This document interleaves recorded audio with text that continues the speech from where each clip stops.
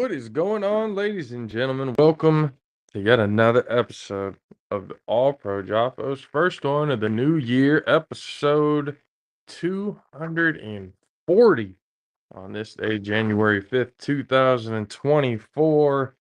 I am your humble host, JP.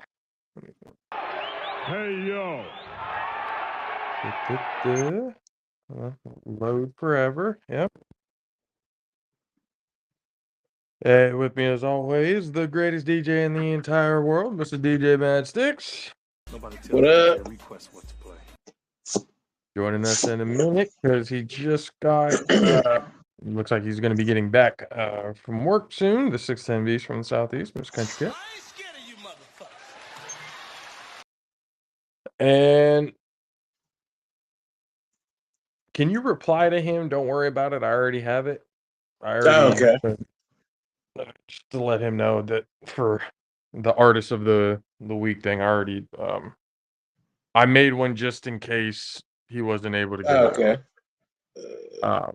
It's all good. It's already there, waiting, ready for the end of the show later on.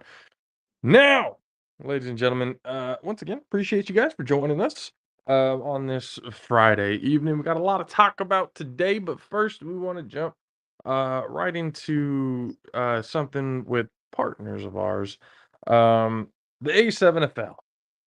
Now, we've been, talking with them. We were just on other side of the ball. Shout out to those guys. Shout out to Viking, Chris, Dub, Derek, everybody there who was on the show. We got to feature our picks for the top 7 for the for offense, defense, and the 3-on-1s for the entire year of 2023. So not a whole lot of people were upset with the list. Some of the order that it was in, I told Nick, because, and again, shout out to Nick Blaze.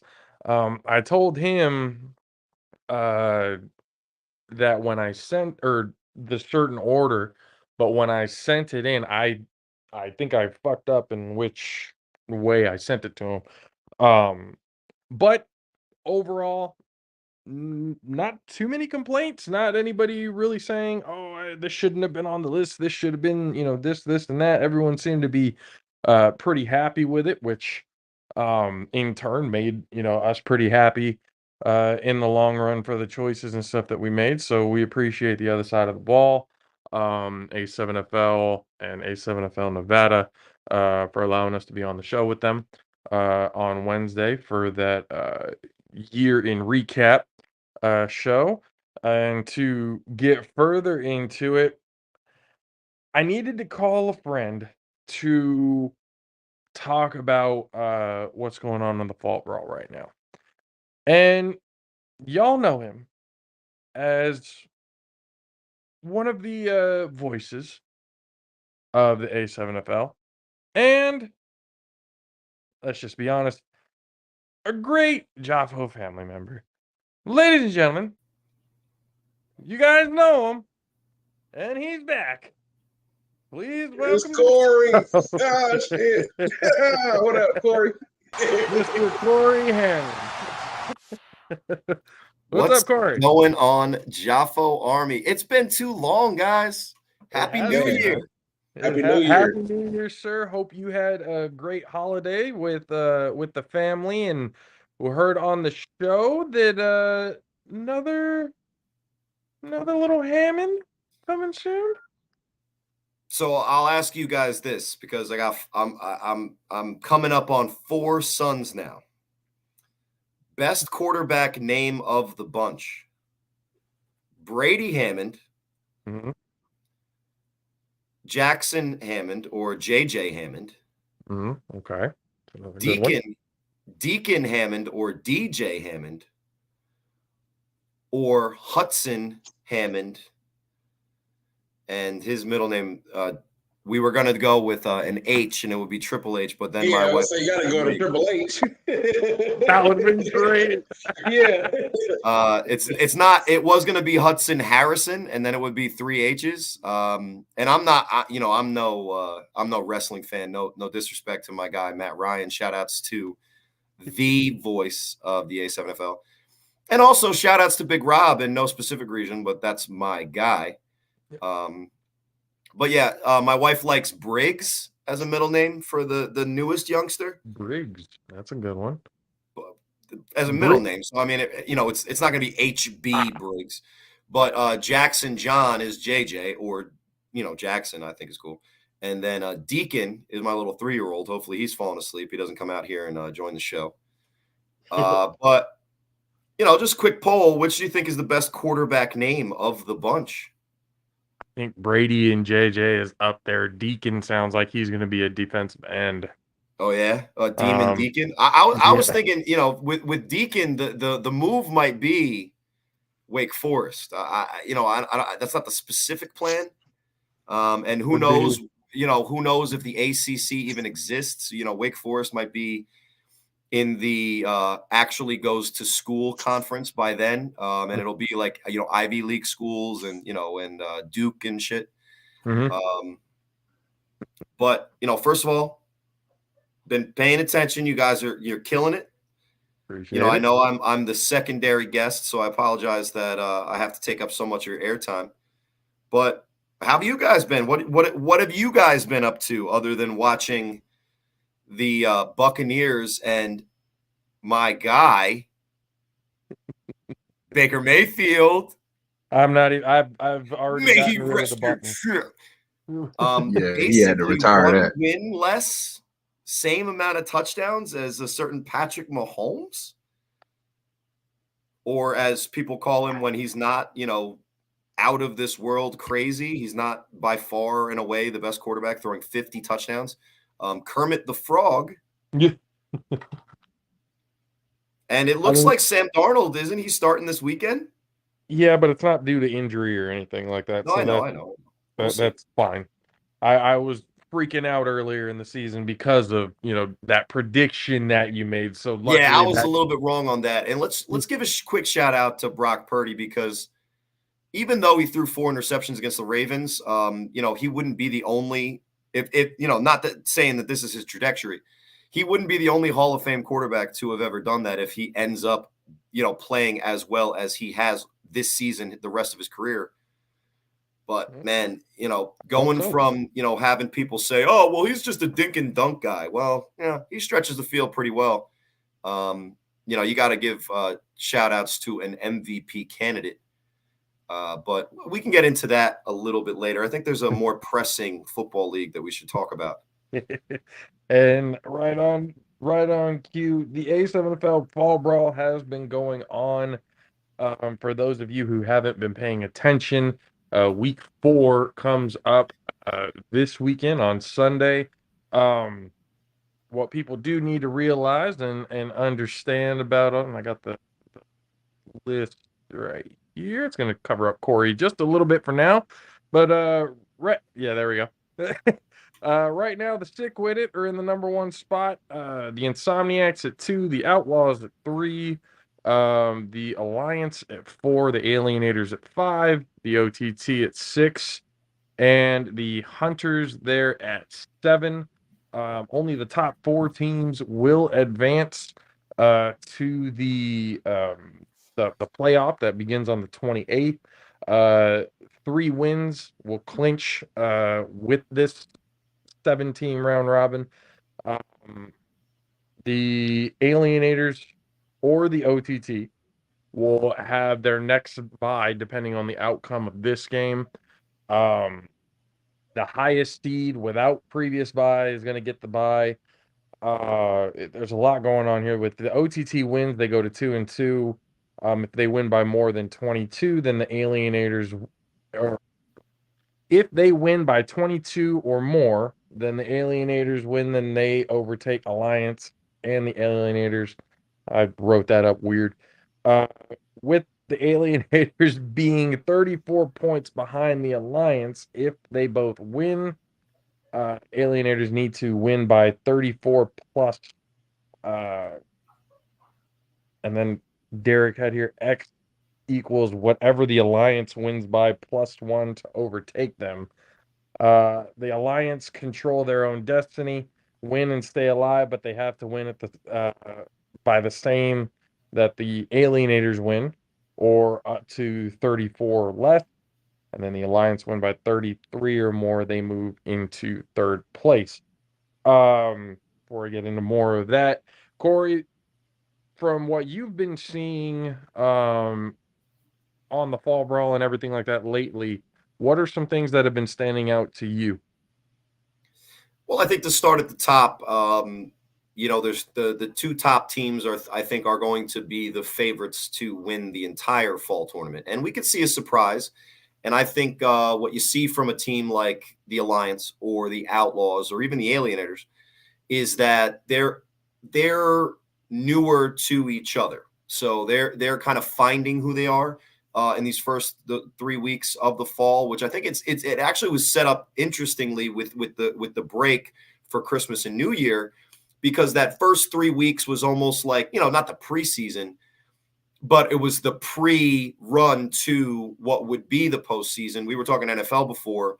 They always say right around Thanksgiving is when teams in the NFL start to make their push, their move. It's the last leg of the regular season. There for the fall, it is that different style. It's a little bit of a round robin-esque, tournament style in the, regular season aspect of the fall, and that's a carryover from, Town Beef days. And this is one of my vintage jerseys. Whenever I come on with you guys, I'm going to wear one of my old jerseys now. I'll probably be able to go all year with different jerseys at this point.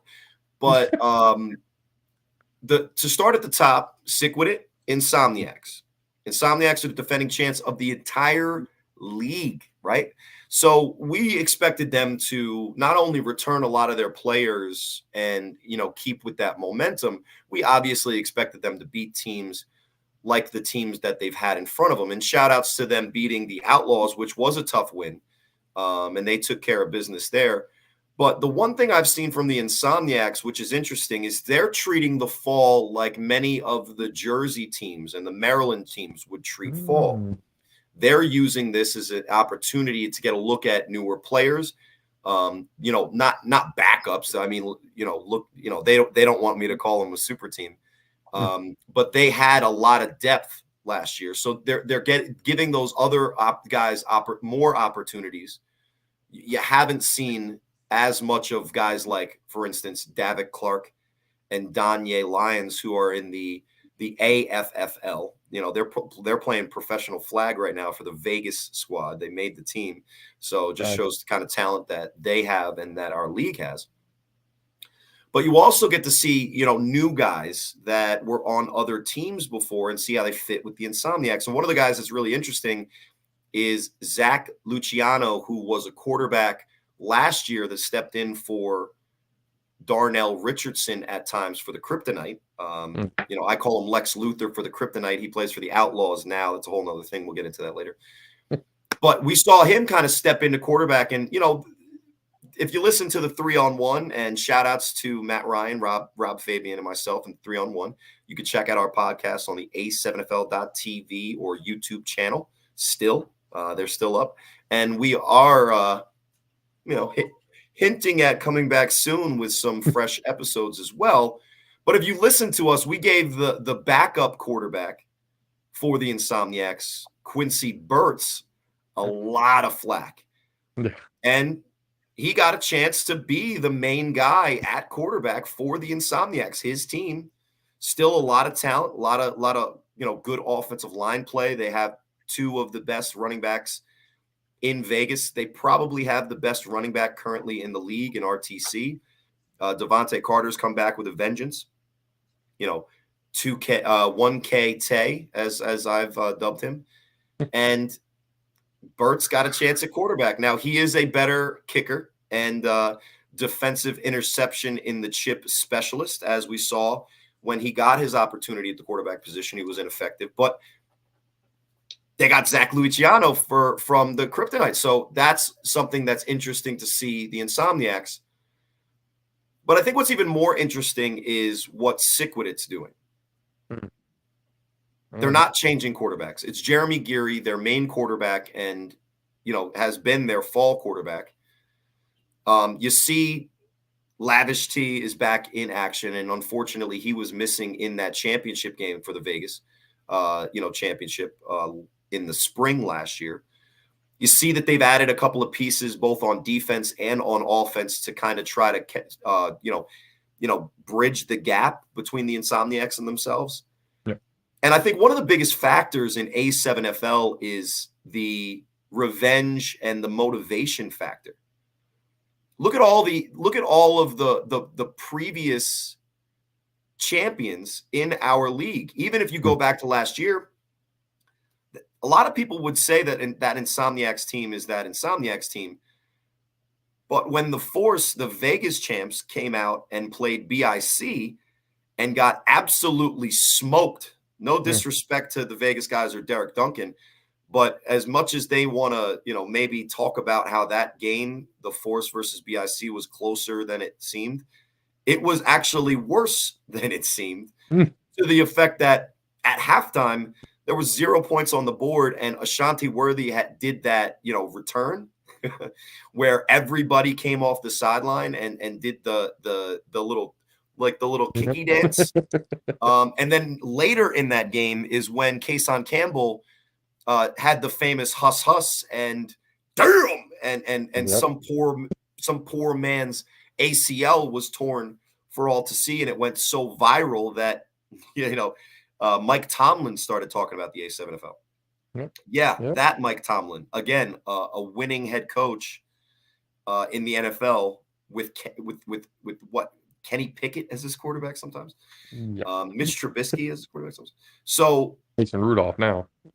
Yeah, I mean, it doesn't matter. He's going to not lose. He's not going to have a losing season as a head coach because he's a genius and he's a great motivator of men. But we're not talking about that league. We're just making references. So what Sickwit has is that motivation, because you look at the Insomniacs last year, they were motivated.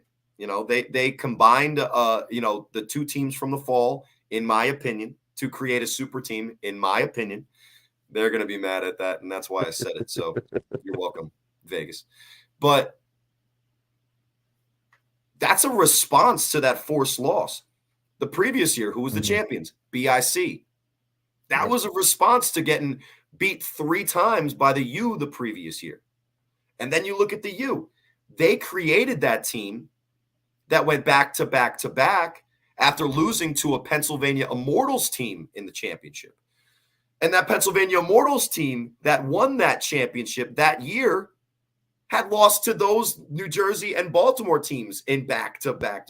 So the revenge and the motivation in the A7FL for me, a lot of times is that difference maker, the unsung, untalked about difference maker that makes up for a 6-point spread between the talent of teams. Or you become, as Sickwit, a team that works harder and gets more in sync and practices maybe that extra day during the week, so that when they play the Insomniacs, that's their Super Bowl. And it'll be interesting how the Insomniacs for the rest of the fall approach it, because I have a feeling that, and I think they play this weekend, that the Insomniacs are going to bring all of their starters, that they're going to treat this game as a very important game. And we already know that Sickwit has that game circled all fall, that they can't wait to play that game. So that might be the best game of this regular season fall, and most likely will end up being the championship game this fall. So that's really where I kind of start and end with those, top of the line teams.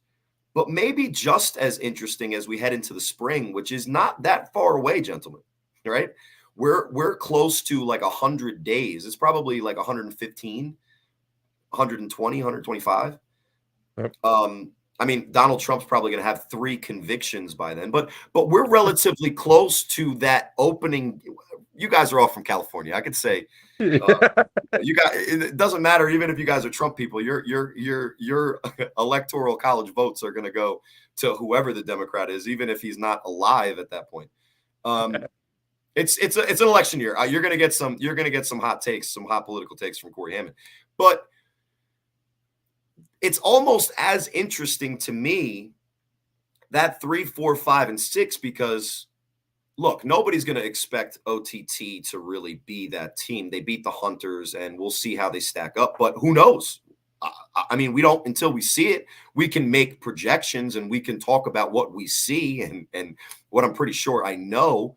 But hey, anything can happen. And I actually really like G Herd's game. I think he's a playmaker wherever he's playing. And, you know, if he's playing quarterback, he's 99% of the time going to run, especially now that he doesn't have Savion to chuck it up to. But that's still a relatively interesting team, especially if they can, you know, catch fire, the momentum that they might bring into the spring, because I don't think that they're going to win the fall. But, you know, if they get 3 wins, they're in the playoffs again, just like they were last fall and just like they were last spring. Then you look at a team that's really interesting to me in the Alienators. Because the Alienators, they're like the Gold and the Pit Bosses. They're the bottom teams of Vegas combined into a team that looks competitive. And, you know, they switch off and they're still finding it. And this is what fall is about in the A7FL is trying to figure out what's going on with your team so you're ready for the spring. But give Coach Q credit, who's been the coach of a lot of teams that end up on the loss column week in and week out in A7FL springs and falls. And he's managed to build a little bit of momentum with his guys. And shout out to Quinton Ariarty, who, when he has time, looks like he's a capable quarterback. And that's what you need in this league at a minimum. But then you look at the 2 really interesting teams to me to see who rounds out that 3 and 4 spot. Because the Alliance are going to be the Force-ish. And the Force are the original champs in the Vegas division. Last year they were 3rd, but really competitive. They almost beat Siquidit that first round of the playoffs last year. And famously, the Force don't do the fall for whatever reason, but a lot of their big-time players are getting big-time reps against the teams that they're going to have to figure out how to beat in the fall. And if the Alliance can catch fire, what happens with those players that are playing with the Force? Does the Alliance become a spring team? Do the Force lose some of their guys? Well, that was one thing that I wanted to figure out because, I mean, you say with Savion Cunningham not being on OTT. Well, according to the fall, apparently, because he's on the Outlaws, which I don't know if they'll be a spring team. Right, but Savion, and this is according to, you know, Chris, you know, the guys on the other side of the ball. According to Savion, this fall thing is a temporary thing. He's going back to the OTT right when the spring comes. I mean, Matt Ryan was also, you know, with us during it was last week. We kind of did an impromptu thing, and Matt kind of asked kind of the same question that I was trying to figure out of if you're home, like you say, like my spot, this is my team, this is where I'm going to, is one team, why play for another? If it's for recruiting, my question is like, well, why do you have to play for another team in order to recruit? Why can't you just talk to guys to be able to come over? So now I look at this Outlaws team who are, by the way, on a bye. They'll drop to 4th with an Alliance win by 33 or more. They'll move into 2nd with the Insomniacs loss by 25 or more. Move into 2nd with a Siquidit loss by 77 or more, which I don't really anticipate happening. But the Outlaws, the team that they have right now in the fall, is not what we're going to see in the spring. You're still going to have Trey, you're still going to have Tone, but Savion's not going to be there. He's going to be going back to OTT. You're going to have a lot of other players who were with the Force who may go back with the Force. I don't understand, and this is me personally. I would love to ask Savion and all these other players who kind of for the fall go play for somebody else and then for the spring go back to their original team. I would love to understand what the mindset is about that, because the whole point of the fall brawl, like, you know, just like you said, is to be able to get that chemistry with each other. It's like the preseason. You get the chemistry with each other. You get, the feel for the game, plays, all that. You can't do that when you play for another team. So that's when I'm trying to figure out why play for another team if you're not going to be with them come spring. So I don't know what the mindset about it is. I don't know what the strategy behind it is. I do know that there are going to be teams, Outlaws being one of them, who are going to get pretty. It's almost like how the Pit Bosses were in the fall. Loaded came to spring, everybody was gone, and then look what happened to the Pit Bosses. Right. It's weird to me to see this happen, and I don't know if this happens very often. In the East, one year they'll probably be on one team, but then another year they'll go back or vice versa, however it works. But at least for Fall Brawl in Vegas side, it's kind of confusing to me on why you would, like I said, and I sound like a broken record at this point, but playing for someone else knowing you're not going to be with them in the spring doesn't make any sense to me. Well, like for the Alliance, right? There's no Force. So a lot of the Force guys were like, all right, we'll play for the Alliance. The Outlaws, we'll see if they exist as the Outlaws or if that group of guys is going to, join up with another team. And maybe that's the angle that Savion's trying to get, is he's trying to get those Outlaws guys. But year to year in the A7FL, because there are no year to year, multiple year contractual commitments, the player movement is sometimes insane, right?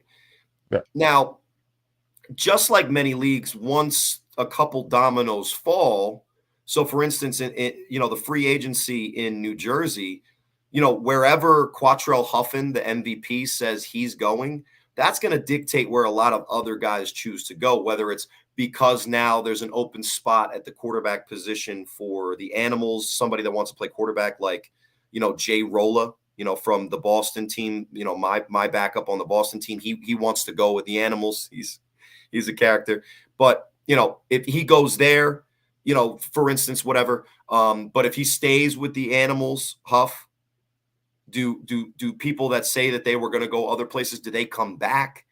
Right? If Huff decides that he's going to form some kind of super team, the 3-on-1's been nicknaming it like the New Jersey Nuclear, right? They go the nuclear option, and it's just all the top teams just combine and they do an Insomniac super team. Sorry, Derek. And New Jersey goes to, we're going to just win the chip, period. Right. Or does Huff go to the Snow Tribe and then he gets people to follow him to the Snow Tribe? That's going to be a similar situation that happens with some of these top free agents in fall Vegas. And for me, those Force players, Curtis Pac-Man Jones playing for Sick With It. When your team is not in the fall and you want to play A7, you're going to play with guys that are not your team. That makes sense. But when OTT is in the fall and Savion Cunningham says, oh, I'll come back for the spring. To me, I didn't have I don't know this personally. I know Savion. I obviously I played with them out there a little bit. I went out to Vegas. I was practicing them. I played in that little tournament, the Endeavor thing, right? But it sounds to me that as loyal as Savion is to G Herd, I think he also wanted to see what it was like to play on a team where he isn't the only person that's able to do things on a regular basis. And does that mean if the Outlaws are successful enough that he tastes what success is like, that he looks to join one of the top teams? Or is there a situation where teams like the Kryptonite, who we don't see in this fall, but maybe they come back in the spring, a lot, Darnell Richardson, I make the joke, Lex Luthor, not on the Kryptonite.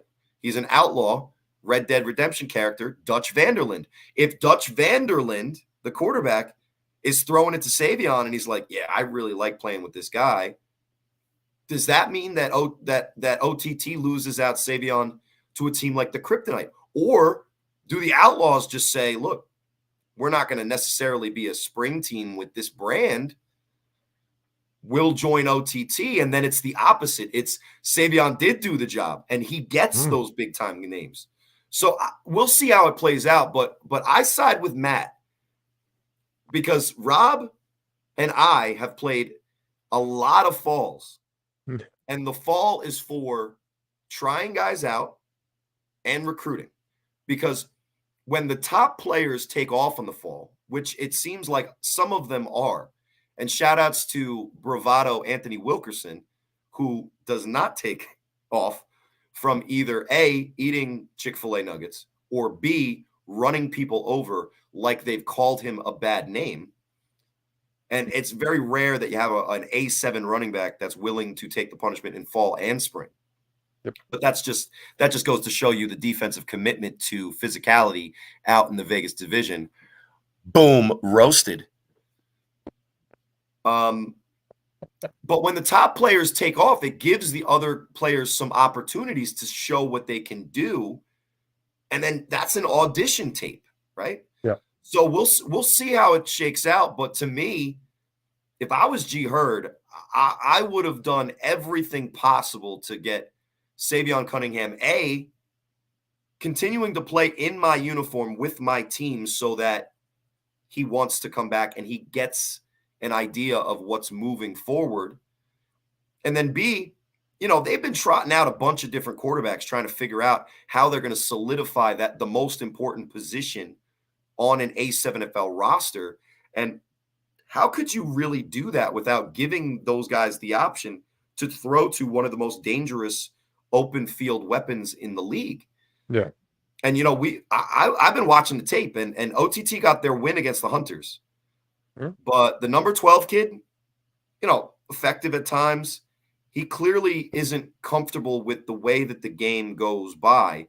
And the Tannehill kid, even less comfortable. And whenever he throws deep, even though I've seen them caught a bunch of times, I don't know if you guys have been watching it, but if there's Hunters anywhere in a mile radius, that white football is getting shot out of the air like a dead duck because those things are looking mighty ugly, mighty ugly.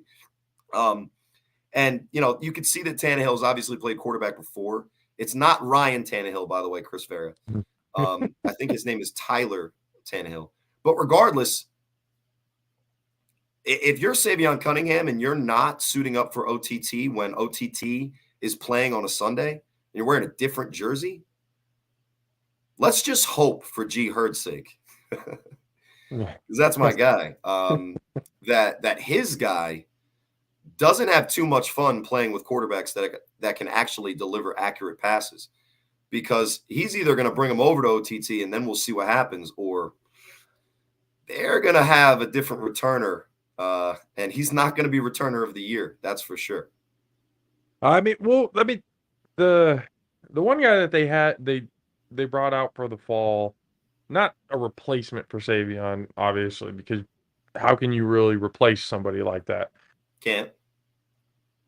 He's got the beanie. Well, there's two kids. I see number 18, they say Moser, right? And then the other kid, 45, or he wears 21 or whatever. G Herd's recruited, and he's brought in some other talented skill players.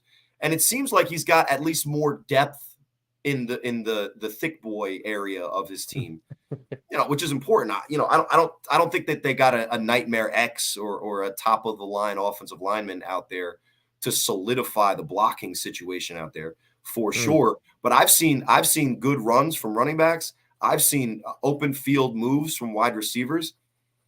I've struggled to see guys play defense for OTT, which is a big thing. There are a couple of guys that have committed to hitting. It's just we'll see the consistency OTT brings to the defensive side. But G Herd's been recruiting, and you got to give him credit for one thing.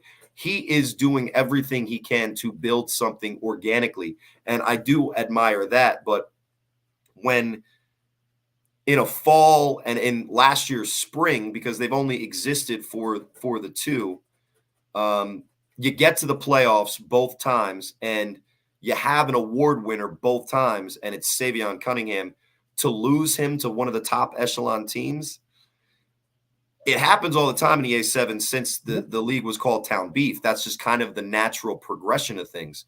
One of the things that this team, the Warriors, took a lot of pride in, even though we were, a 500 make the playoffs team, but get beat down by the top competition. Thanks SWG and Chiefs and the U. We beat the Chiefs though, by the way. We beat the Chiefs a couple of times, but I've never beat the U. Those bastards. I've beaten BIC. I've never beaten the U. But we took a lot of pride in, and it says it on the back. It's Warriors over everything, and it was my mantra. It was like, we're gonna be Warriors. I'm not going to another team. If you want to win and you want to get the ball and you want to throw it 90 times a game and have a chance at 7 receptions, come play with me. It just wasn't attractive to offensive linemen, so that's why I have all those highlights on those greatest hits of the NFL from back in the HD days. But yeah, so not to go back into another full diatribe, but the Savion Cunningham saga will be interesting. But if he ends up on a team like the Force, or he's not the kind of guy that he'd join the Insomniacs. You know what I mean? No, I don't see him joining the inside. I think him, it's either. I mean, if he's going to go back to the OTT, then fine. He's going to go back to the OTT. But I've heard, and at other levels and stuff like that, I've heard players kind of say the same. This is the team I came in with, and this is this will forever be my home. But even with that said, still playing for another team. Who does Dame Lillard play for now? For the Buck. Yeah, I mean, he said forever, I'm going to be in Portland forever. And I wasn't even paying attention to the NBA, but shout outs to Santa. Got that PS5, been playing a lot of 2K with my son, both of them actually. My one son Jackson, we actually just finished the game. I was because he wants to be the team Giannis with all the All-Stars. So I was like, I got something for you, buddy. And I was the 98 Bulls. Oh, fun. Yeah, I won by 30. I never take it easy on my kids. Matt Ryan asking you, why are you wearing the Warriors jersey? And Matt Ryan. The gig. Well, this was the team. The Warriors was the team that I kind of had the most seasons with, and I played with the Warriors until we combined with the Thrashers, became the Purple City Warriors, and then they didn't exist. So then I had to find a team. I'm not going to go into my whole career and the whole saga, but to be honest, I'm gonna wear a different jersey every appearance that I have on the JAFFOs. So I asked the son that I just kicked his ass in 2K, and I said, which one? And I had 3 jerseys, and he said, yeah, that one's cool. Plus it has this nice captain's thing. I always like to flex that. You get the 4 stars for being there forever, so that's good. That's good. Yeah, but I don't have the filled in ones, because it was just the guy who made the jersey just made the jersey. But I did get the captain. Take that into account. So Matt Ryan, I'm wearing this because Jackson picked it out.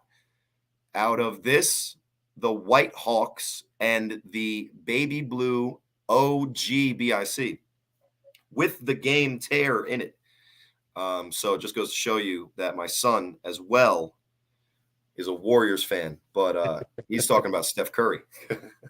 That's probably why he picked it. But I mean, again, with this fall brawl, as everything that's been going on, from what I've seen, the play looks good. People are starting. I mean, the Insomniacs are who the Insomniacs are. The Sick with it, like those 2 teams for me, I'm kind of like, okay, I know what they are. I know what they're gonna be. So I want to kind of see the layout of everybody else. And so far, it's not that it hasn't been impressive. I just know that right now I shouldn't necessarily expect, oh, hey, they're going to be playing at the same level as the spring, because again, with all the movement and everything else that's going to happen come spring, right now it's kind of like, yeah, this guy would be good on this team, but is he going to be here? Well, and Vegas is the city of showgirls and big time, swings and luck. And you don't need to look any further than the kryptonite going into last year's fall being the odds-on favorite to win because they destroyed the Pit Bosses in the regular season of the fall last year, losing to the Pit Bosses who started off the fall last year as the team to beat and then faced the kryptonite, got their butts kicked, and then came back. And then 2 weeks later, the Pit Bosses turned into, it was like a Scooby-Doo meme. And it's like, hold on. Wait, you guys are the spring Insomniacs from the year before that won 0 games. And then the Insomniacs turned into the combination of a lot of Pit Boss and Kryptonite guys. And it's like, you pulled their mask off and you're like, Trey Robinson, weren't you the MVP of the fall? You're the backup now? So, everything could change in a week. Yeah. But so far, the fall has been like the first 1, 2, 3, 4 rounds of a heavyweight boxing match where, all of these teams are getting their licks in. They're either losing a game where they're trying to figure it out like the Outlaws did to the Insomniacs, who obviously clearly haven't figured out. Yep. Or the Alliance who got a win, got a loss, or the Alienators who are you Scooby-Doo meme them and you're like, wait, you're the gold in the Pit Bosses. You got to win. And now they're starting to feel themselves, but then they also lost 2 games. So what we'll see now is week 4, 5, and 6. These teams are going to have to start to separate or really find out who they are, because once we get into that little quick, 1 versus 4, 2 versus 3 playoff matchup, it'll be interesting how the teams that aren't Insomniacs and sick with it kind of parlay whatever type of momentum or success into the spring. Because like I said, last year's fall, had a lot to do with maybe the championship, run that the Insomniacs had, but it wasn't for the 2 teams that were in the actual championship. I think that'll be different this year. But when it comes to the Outlaws, who are clearly to me the number 3 team, and that Alliance team with a lot of Force players on it that I think is probably the number 4 team, depending on how those teams play for the rest of this fall regular season, maybe some of these guys start to catch fire and they can give a run to the Sick With It or Insomniacs. Possibly. What was the question that we got? There's one question right here, Matt. I wanted to ask you this one because Matt was putting it on. If you had to join a legacy team to play there this season, what team would you pick?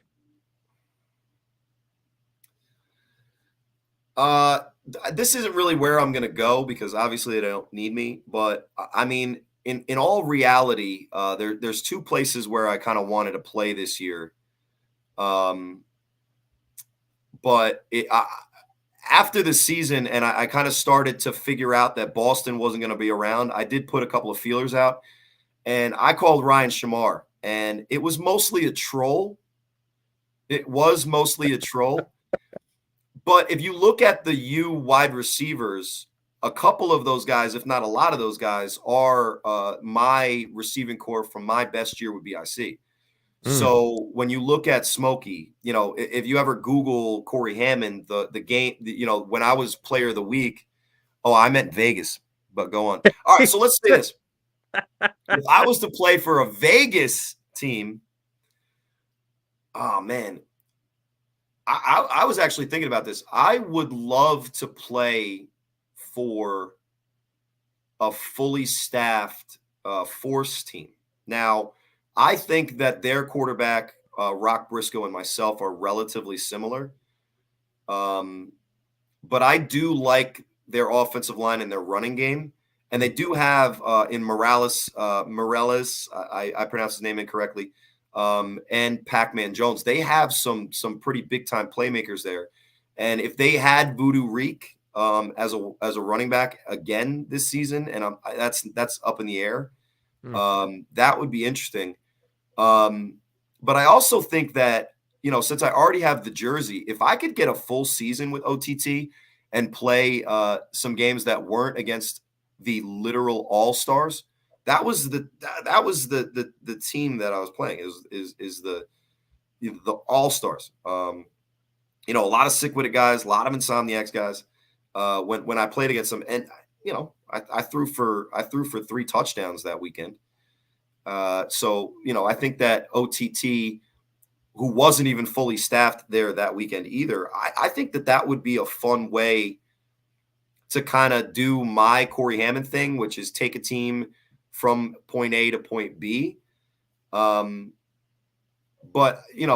for me, when you look at the Insomniacs, it would be great to play for them, but they do not need me. And sick with it, very quietly, Jeremy Geary is turning into one of the best passing quarterbacks in our league. And no disrespect to Scooter Hamilton, who obviously, as rookie of the year last year, because we couldn't give him the MVP because of how Huff took a 0-7 team and made it a contender. No disrespect to Scooter, but Gary does seem like I mean, last year it looked like he was kind of getting settled in towards the end, but now through the fall brawl, and to be honest, I don't really have a doubt in my mind, especially about him coming into the next season in the spring. I think he's played a full season. He's 2 fall brawls. I think he's got the game down to a point where I do think he's going to help elevate that sick-witted team to an even higher level than what they were last year. If there's any hint of what's been going on in the fall brawl that happening in the spring, then I think they're going to be just fine.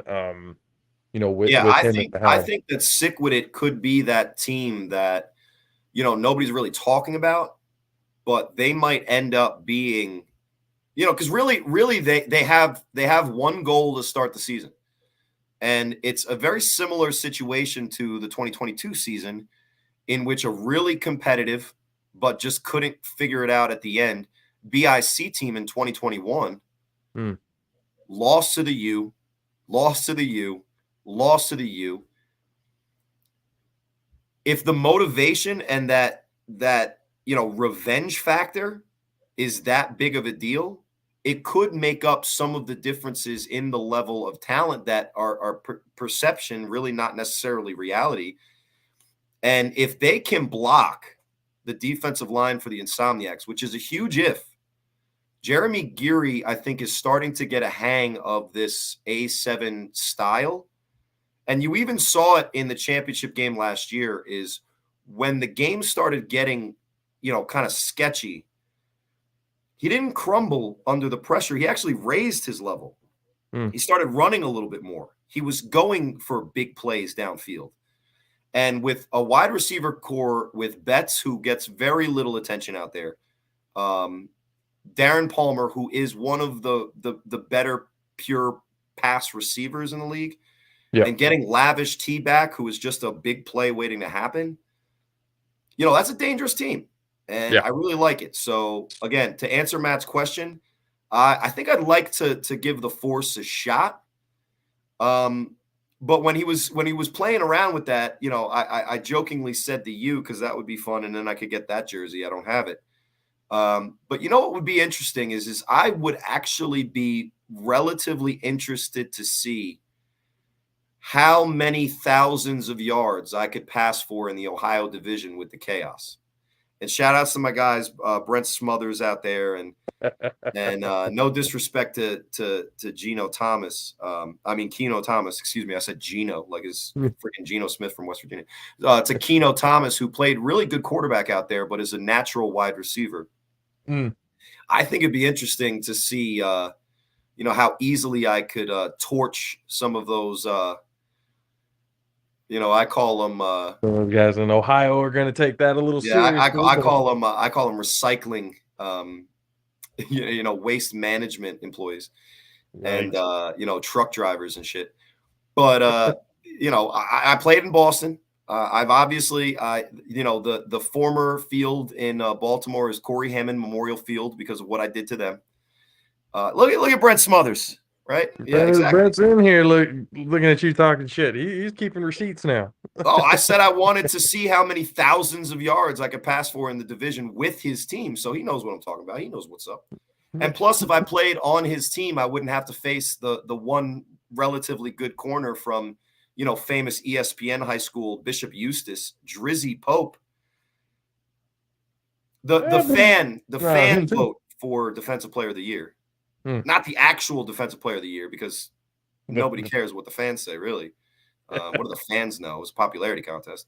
But Drizzy Pope, who, if I'm throwing against the same the same Walmart greeters that I saw in Ohio playing corner out there, I think I'd have a lot of fun. I'd be able to revive my reputation after only passing for 1,000 yards in the by far the toughest division in the A7FL, with a roster of 13 guys and 7 of them from Boston that had to drive a total of 12 hours a day to play. But I digress. Did you guys know that I was actually the 4th leading passer in the league? No, in the Northeast division. Oh, based on yards. 4th leading passer. Actually, no, 5th, because it was Huff, Sterry, John Gauze, and OG Buck, and then it was me, and then all the guys from the Renegades and all the guys from the Snow Tribe combined did not pass for as many yards as I did. So good job, Snow Tribe. You did good. Yeah, you did great. For those of you who are new and are just meeting Corey for the first time, first of all, thank you guys for watching. All Pro JAFFOs, talking with Corey Hammond and talking a little bit of A7FL, highly elevated sports talk for the highly elevated sports fan. He was supposed to be on the Snow Tribe last year. They went a different route, and they begged me to come back. I said, I don't play that shit, bro. And I went 0-7. So there you go. Hey, but you know what? You had some good plays while you were there. You scored against the BIC on a quarterback run, and then and I threw for 3 touchdowns against the U. There you go. See, even 0-7. But I love talking about myself so much. Don't feed into my bullshit. Let's talk about the Vegas. Let's talk about the division of the defending champions. Let me ask you guys this, because I think I brought this up on the other side of the ball, and then we got to talking about all kinds of other bullshit because I digress too much. But I think one of the most interesting questions I have for this early fall, Hood Rich Matt Ryan, fucking love you. He went Plunkett. I thought he was gonna say Jake Plummer, which would be an interesting one. He's a little bit more mobile than I was, Jake the Snake. Jim Plunkett, huh? Hey, Plunkett wasn't too bad. He played for the Raiders. That was the only downfall, but Stanford not a downfall. Back then it was fine. He played for Stanford too, so he must have knew something about something to play for Stanford. Yeah. My father caught a pass, not in a game, but like in real life, like he was playing catch. He played catch with Jim Plunkett and John Elway. He used to live in Palo Alto. Jim Plunkett went to Stanford from James Lick High School. For those of you in the Bay Area in San Jose, and I would know this, if you know James Lick High School, y'all can take it offensively as you want. We smoked y'all every time we played you, but I mean, didn't have Jim Plunkett or Corey Hammond. Didn't have Jim Plunkett on the team, obviously, but from going to Stanford from James Lick, that was a pretty big deal. But he's definitely a big name down there and on the east side of San Jose. But my question for the Vegas fall is, and I don't know how intricately you guys watch play in, play out. But one of the interesting things that I'm going to see as the weeks kind of move on, because we kind of know who the main players for the Insomniacs are going to be and for Sick With It. But for the Outlaws, they got 3 guys that are playing a pretty good quarterback position.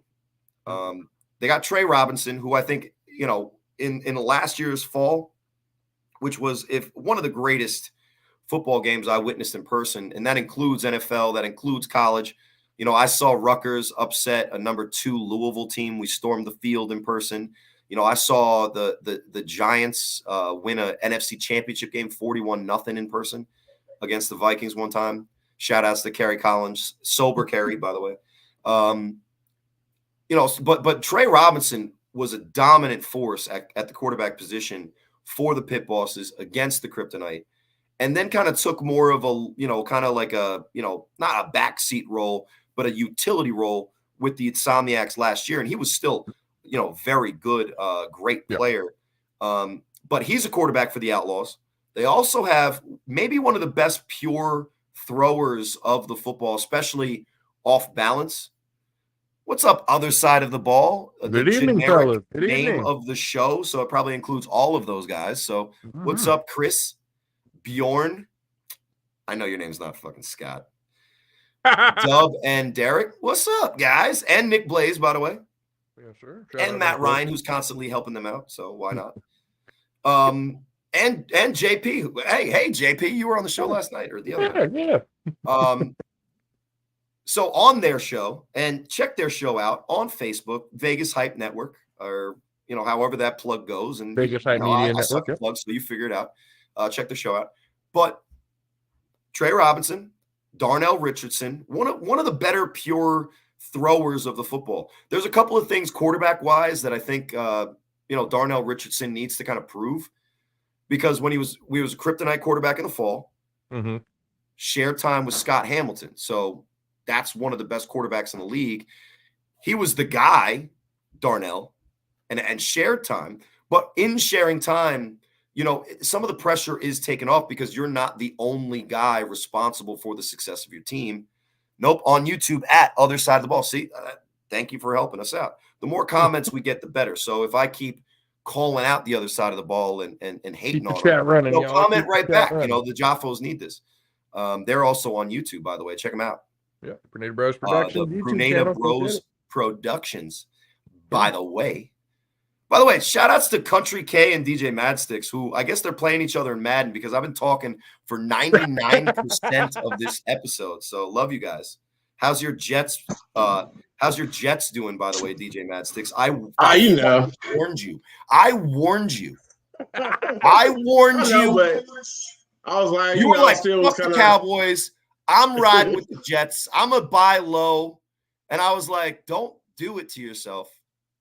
You can't. I did it to myself. We'd have been cool if Aaron Rodgers would have got hurt. But yeah, you would have been cool if you didn't root for the fucking Jets. That's what. Oh, Jets. Before we get moving on to the next topic, Corey, I know you can be sticking around for a little bit, and I think we're going to be having another friend of ours from the A7FL joining us at the top of the hour. But until then, a quick word from our friends over at Raised Energy. What's up, Jaffo Army? JP here of the All-Pro Jaffos, bringing you a message from our proud partners over at Raised Energy. Raised Energy takes a giant leap of faith with instilling a high-quality formula to bring the consumer a powerful yet sustained energetic experience to help us put your workouts and focus in general to the very next level.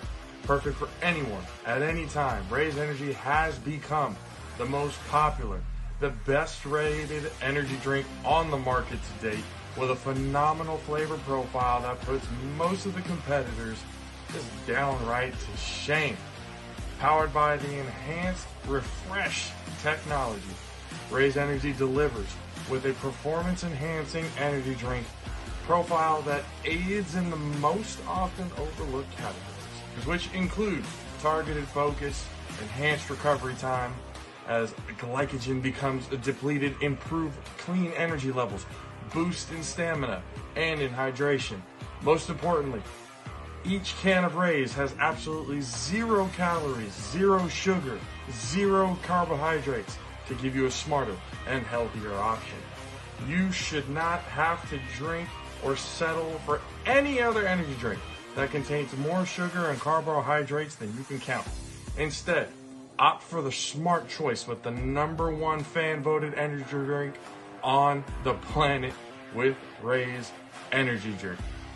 Use the promo code ALPHARAISE at checkout to get 15% off of your order. Demand more. Join the Raise Rebellion. Let them know the JAFFOs sent you.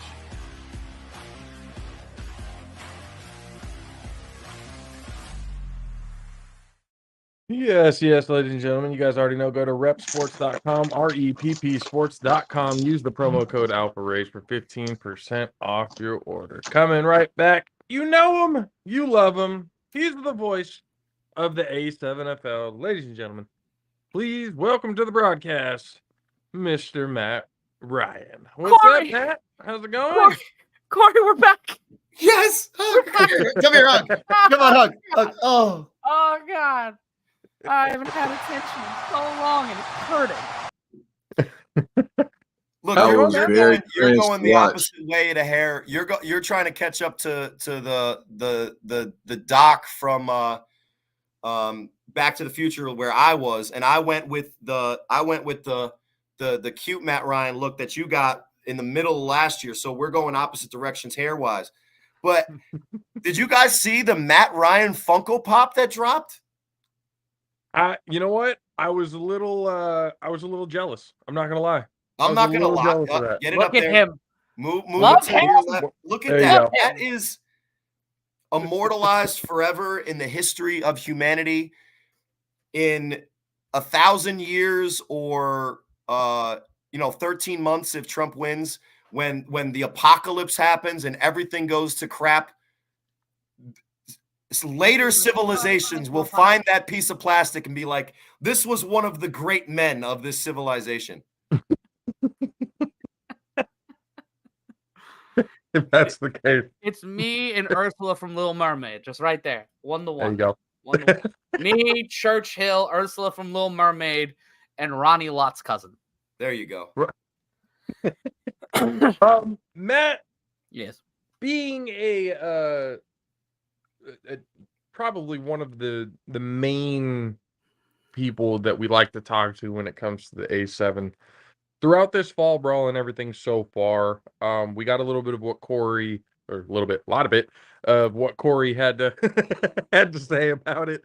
But what you've seen so far, I know we talked a little bit about it last week with the other side of the ball, guys, but what have you been seeing? Has there been anything that concerns you? Is there anything that makes you excited about what you're seeing? What's going on? What excites me is what always excites me about the Nevada division is the level of athleticism. The great play we've seen so far from returners, from wide receivers, from the running backs we've seen develop over the last few months in fall brawl. And my biggest concern, which is going to be my biggest concern all season for every team, but maybe 2 teams, line play. The thing that gives Baltimore and New Jersey such an advantage every single year is because they have guys like Big Rob Fabian historically protecting their quarterbacks, and they're such a commodity. You're going to get and this is not a dig at Corey, but you can get anybody to be behind center, but you need people to protect them. You need someone to give them time. Like if I gave my man Corey more than 1.7 seconds in the pocket every time he snapped the ball last season, he's going to throw for more than the 1,000 yards he threw. But a lot of these quarterbacks don't have the ability or the chance to develop because they're being lit up. There are players who are getting 4 sacks in a game, 3 sacks in a game. And it's not just AJ McQuaig. It's other guys on these teams that are basically tearing through them like tissue paper on Christmas morning, or me after a very long lunch and a pot of coffee. It is inconsistency there. It's inconsistency in coaching and strategy because we see a lot of the mismatches in terms of personnel and staffing that make this very difficult for a lot of these teams to be consistent. Well, and to piggyback on that, obviously, talking specifically about my career, offensive line play is one of the things that I've always wanted. The one time I had the best offensive line or one of the better offensive lines in the league was the only time I made a legitimate championship run with BIC that year. You know, Matt talks about it. It's not only, I think, the actual dudes to play the positions, right? You need the actual personnel. But the other thing that I think, you know, you saw what G Herd did, Matt, right? When you're looking at the OTT, they have a bunch of guys that fill out those purple jerseys. But the scheme is a little bit different than what a lot of these guys are maybe, you know, familiar with. You look at a lot of the guys that play offensive line in the A7FL. If you play guard in 11 on 11, and ask you know, Country K, who plays defensive line in semi-pro, you can hide a big fat guy at guard when there's 5 linemen, and it doesn't matter his lateral foot quickness because he's got a tackle on the other side of him, a center right next to him, and you got to go through his big body to get to the quarterback, and you can make up for the fact that you don't know how to move laterally. In the A7FL, if you do not have proper footwork or understand what the slide protection is for 4-man rush when you have 3 blockers and the other guy that is blocking is either, you know, a back or a you know, chipping H guy or a tight end. If you don't know the scheme and the footwork and the technique, you are going to get abused, and your quarterback and running backs are going to get abused even worse. So I think 100% Matt is right that trench warfare is probably among the most important advancements the division as a whole can make, as well as open field tackling. Oh, yeah. 100%. Kay, you were going to say something real quick? What's up? Kay was going to say something real quick. Yeah, go ahead. I talk forever. I'm on mute. Oh yeah, I was just gonna reiterate Corey's point before I switch from computer to car because I have to get in motion. But yeah, no, he's definitely right. You can definitely hide a fat boy that can't move at all. I mean, at everybody guard. really don't have. Yeah, definitely at guard because you can't hide him at tackle. Definitely can't hide him at center. So yeah, they got to throw him right at guard. Just plug a hole. And if we're about to run the ball in your hole, just step one step out of the way. The running back can't get by you. Sucks. That's pretty much what they tell him. So and in the A7, traditionally, right, there is no guard. There is a center, and there are tackles, and one is likely eligible. So if you I'm trying not to curse. Whatever. If you mess up the block in the center, quarterback has nowhere to step up away from the edge rush, which is a tighter angle. If you cannot move laterally right and left as a tackle, that defensive end is going to have a free run to your quarterback. And we saw a lot of guys like K. Uno. We saw a lot of guys like Darnell Richardson that had that ability to make that first guy miss. We saw it in the championship. Mark Bagway. You can make that first guy miss. You can extend the play. But on a consistent basis, if you can't block, look what happened to the Nightcrawlers in the fourth quarter. That last play, the deciding play of the game, Mark Bagway was so spent from running for probably 3 miles to avoid the pass rush from the Insomniacs. And he played defense. Don't forget the fact that he played defense too in that game. Yeah, he was Iron Man of the day for sure.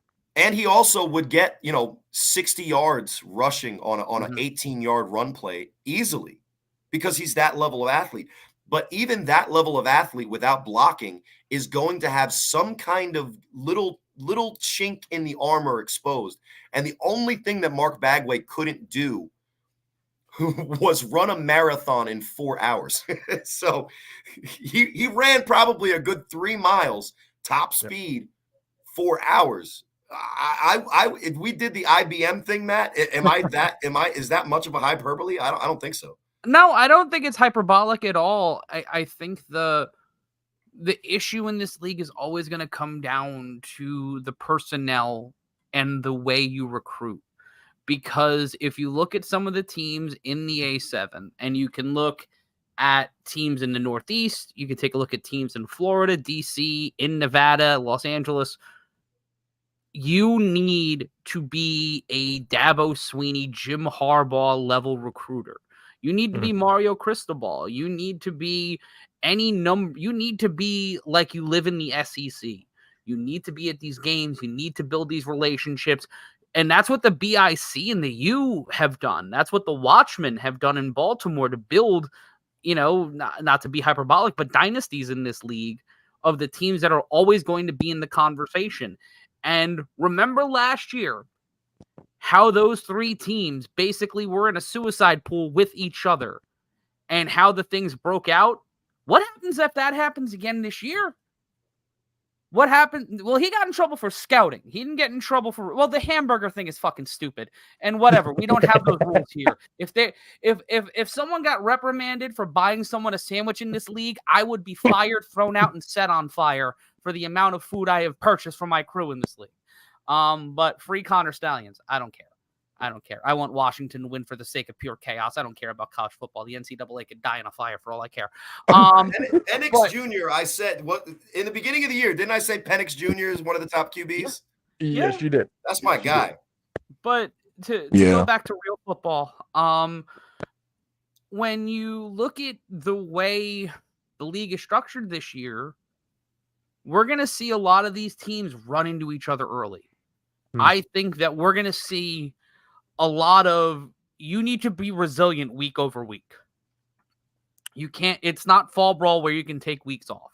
You're going to need to survive in advance every week, because if it's East-West again, you have to make sure you have that first seed, that second seed. That is very important. And you need to be able to prepare for what Florida or Ohio or Indianapolis or Columbus or whatever the fuck can be thrown at you.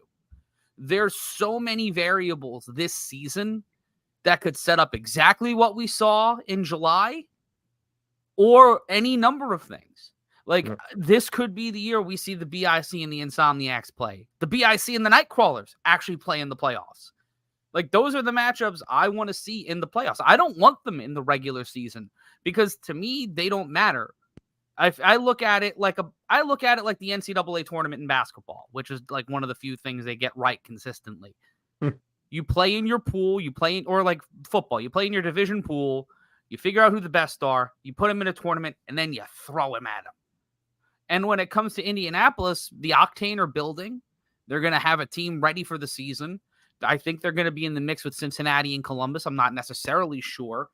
But when we do the schedule reveal special at some point, Corey, are you free Thursday? Cool. But when it comes to everything around this season, if you're not working now to recruit for spring, you're fucking yourself. That kind of ties into what we were talking about before you came on, Matt. Well, but that's what I wanted to ask you, Matt, because we had touched on it last week when I was telling Corey about this when we touched on it last week about how players are moving to different teams and then coming back to the original teams that they were on. For you to let everybody know who hadn't seen it and hadn't seen what you would explain, how does that look to you? For me, that's a very different way of recruiting if that's the end goal. If you're going, what we talked about a few weeks ago, the last time I was on the show when Chris Vera was the guest, we discussed the opportunity of players like Savion Cunningham going to a team like the Outlaws and ostensibly recruiting other players because the Outlaws are not going to be a team in the spring. The only team's coming back. Oh, look at that cute boy. Look at him. Oh, he doesn't want to be on camera. He just saw my face. I was like, no, it's my bedtime. Give me my iPad and Darkwing Duck. I don't know what to watch. But when you have it like that, like a guy like Savion going to the Outlaws and trying to recruit for the OTT, I feel like that if he's going back to the OTT in the spring and he just kind of wanted to do a football Rumspringer, cool, but then the OTT are going to end up being in the same place they were last fall and this spring, towards the middle or the bottom. I don't know if you guys talked about the playoffs yet, the way that the fall brawl playoffs are going to end up being. But if you go to the A7FL Nevada social media page, you'll see the current seeding, and I think we actually got it. We actually got that right here. Yeah, it would take a lot for for the 5 and the 6 seed, which are the Alienators and the OTT.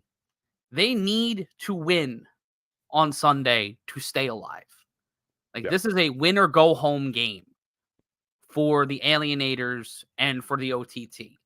The Hunters ostensibly exist right now to play spoiler. They are there to take the OTT out and kind of turn the playoffs into this half legacy team, half associated team, independent teams, because the Alliance are linked up with the Force in some way, because there's a lot of players who played on the Force who are on the Alliance, and the Outlaws are the Outlaws. For me, I don't think that's a smart recruiting tactic, and I think that it leaves you in the same situations that you had the season before, to where there's inconsistency, there's injury, and you're spending so much time trying to figure out who your quarterback is, you can't even run an offense effectively. Well, is one of the Outlaws quarterbacks going to be the OTT quarterback? I don't know. Because those three guys, if there is no Outlaws. But Corey, you and I have heard the same rumor about that guy, one of those quarterbacks, since last season. And who knows what's going to happen there. Because you and I have had the conversation with the same person, and in between us asking, why is this happening? Why did he do the things that he's done? We're looking at trying to figure out what's real, what's not, what is the next season going to look like? And what happens if Nevada, I know of some real Kobayashi Maru situations that almost went down last season and did not happen. And when you see the potential where we saw guys from Florida come out to play in fall brawl, Travis Small, the cornerback, I think he played on the A team and the Orange last year, or was a Ghost, pardon me, and played with the Alienators when they were really impressive in week 1. There's somewhat of this open season, and then there's the AIF of it all, where the Las Vegas Kings are now a team in that league, and they may be that there's an opportunity for A7 guys to play in A7 and play helmeted ball and make money. So what happens if the Kings are calling open season and draft a whole bunch of A7 guys? We'll bring in A7 guys. How does that affect the league? There's so many things going into season 10 to where I don't think it's a toss-up that the Insomniacs go back-to-back.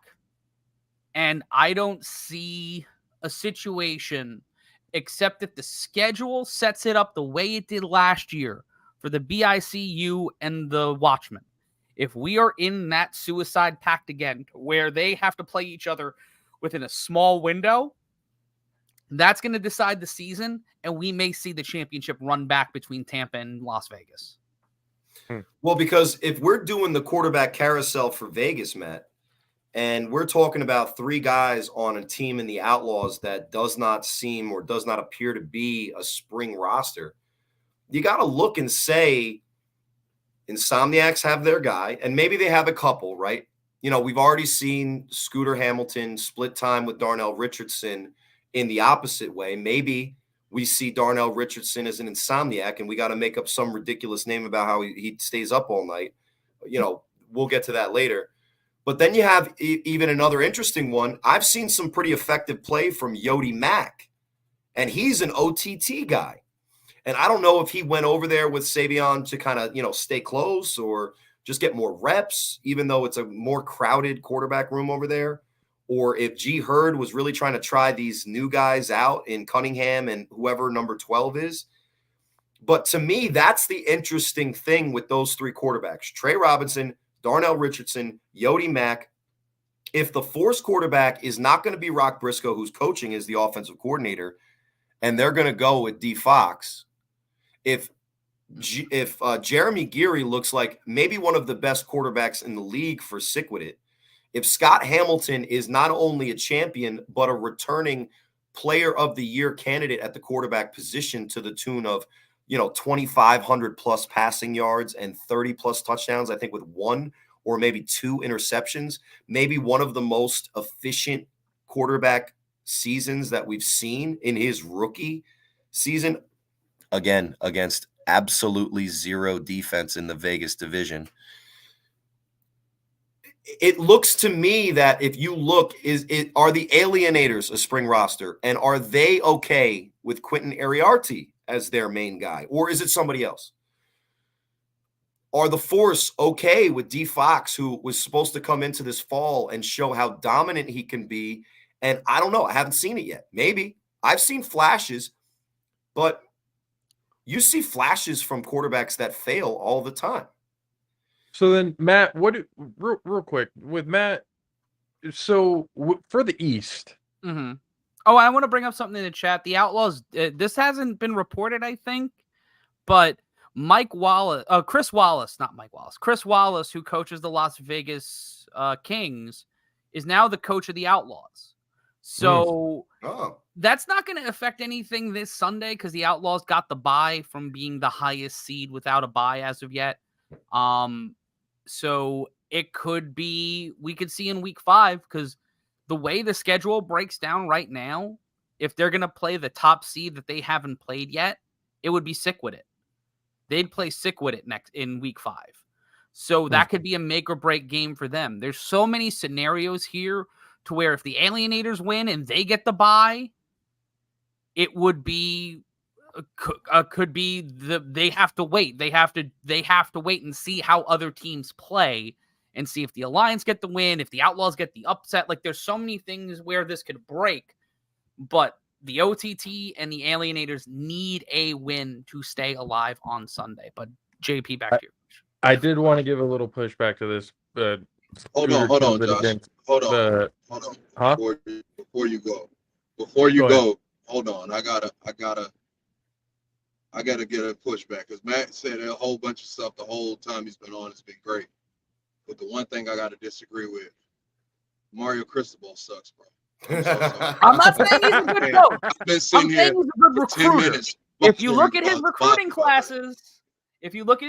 classes, they're successful. I'm not shooting him bail on sub 500 seasons and getting washed by Rutgers in the Pinstripe Bowl.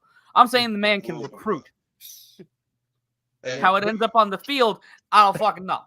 Play my team. I mean, he lost money. He lost money to Coach Prime though, because we had McCollum from my high school. Yep. And he ended up flipping and going to Colorado. So I mean, I definitely slandered him because of that. And then this whole shit that happened last week. So yeah, I'm ready for Mario Cristobal to get the fuck out of Dodge. You literally could have said almost any coach and would have been fine. Just don't say the Miami University coach. No, University of Miami. But they the U. I should have just said the U. Yeah, since we're talking A7 anyway. Yeah, no, for sure. I mean, I definitely agree with that. I'm trying to stay as calm as I can about it because, yeah. It wasn't a great season for Country K and the Miami Hurricanes, for sure. Well, the Buccaneers are doing pretty damn good, right? Give him that. Give him that. Winfield got snubbed. Winfield got snubbed. I know that. That's for sure.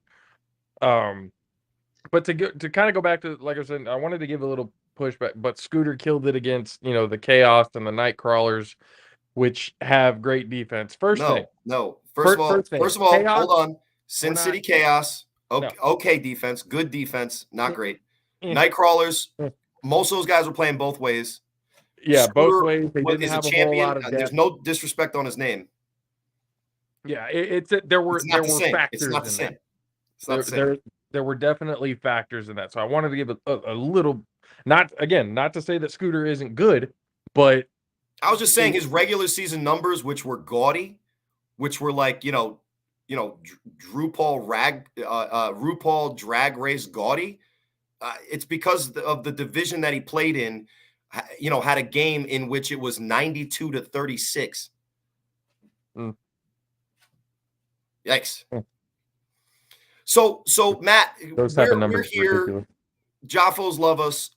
Of course. Interesting question about the A7FL, in a grand scheme of things. What do you think happens with the Baltimore division and teams? Because very few people may know that the Watchmen were actually, kind of a super team of the rare breed and the Gators. Yeah. Mhm. And they had a really successful season. They won arguably the toughest division, top to bottom, in the entire league. And they played in one of the greatest games I've seen against the Nightcrawlers. And if it wasn't for Mark Bagway scoring, what, 8 touchdowns, Matt? 7 or so. Like between 7 and 8. In dramatic, Madden street fashion, we could have had the Watchmen in the championship game, because that game was only an 8-point game. Yeah. And give credit to the Insomniacs for beating the Nightcrawlers. I don't think the Nightcrawlers played better against the Insomniacs than they did against the Watchmen. Now, I may be wrong, and we can go back and forth on it. But the Watchmen are actually, what's funny is the Watchmen are actually built very similar to the Insomniacs, in which they had a dominant offensive line, one of the best running backs in the league in Amari Thomas. People don't talk about him enough. They had great quarterback play from both John Gauze and OG Buck. And yeah, maybe they didn't have Davik Clark, but we've seen a lot of great plays from their wide receiving core. And they had one of the top defenses, clearly, starting with a pass rush that consistently, and I know firsthand, consistently got much pressure, so much pressure on quarterbacks that it was almost impossible to score as many points as the Nightcrawlers did against them. Just ask the UNBIC. So yeah. What do you think happens with that Baltimore team in the Watchmen? Do they come back as they were, or do some of those guys that were taking that kind of share role, especially the two quarterbacks, do they branch off and go to one of the other Maryland teams? Well, I think it depends on, there's a new division manager in the Nova division, the DMV division. There's the Nova Charge now. I think that RTU, Keith Salmon's coming back to the Buzz. I think there's going to be a lot of guys going to the Buzz who want a chance to start. But we also have to talk about the guys that were going to the U and then stayed on the U this past season and now are making the jump. Right? Yeah, yep. Snag Sosa, their quarterback. Ayote is going back. Like, I believe there was another guy, a late ad on the defensive line. Yeah, I think that's the Ayote guy. It was, yeah, you're right. It was Ayote. For me, I think that the Watchmen are going to come back as resilient as they were last year. I think the problem is injuries and figuring out what's the right recipe, because Baltimore's gotten so close the last 2 seasons. They've gotten 2 games away from the chip the last 2 seasons. Shit, the last 3 seasons. Yeah. 4 seasons. 20, 21, 22, 23. Yeah, the last 3 years we've seen the Watchmen, the Gators, or the Rare Breed get within 1 to 2 games of the chip and then be denied at the dance by Tampa, the BIC, the U. I feel like this is a make or break year for the Watchmen, but I think that's the same thing for the U. I think the BIC have 1 or 2 more years if they keep the personnel they have, or if they're able to build off of that. And Deshante Worthy stays healthy. If Sterry Codrington stays healthy. Like last year, those teams were snake bit at varying points of the season because of different things, whether it's injuries from semi-pro, injuries from flag, injuries from playing in A7 games, trying to carry or a commitment to winning. Yeah. Which I think is one of the underrated stories about the BIC season last year, because, clearly when they were on the top of their game, they're the team that beat the Watchmen, right? Yeah.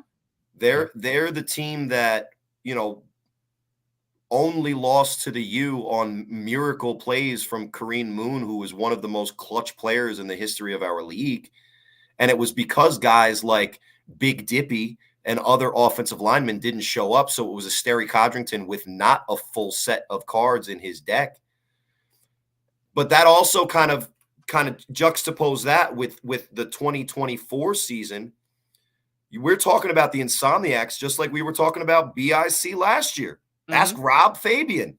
There was no team in the league that was going to be able to beat BIC. And you know who then beat that BIC? changed quickly. Yeah.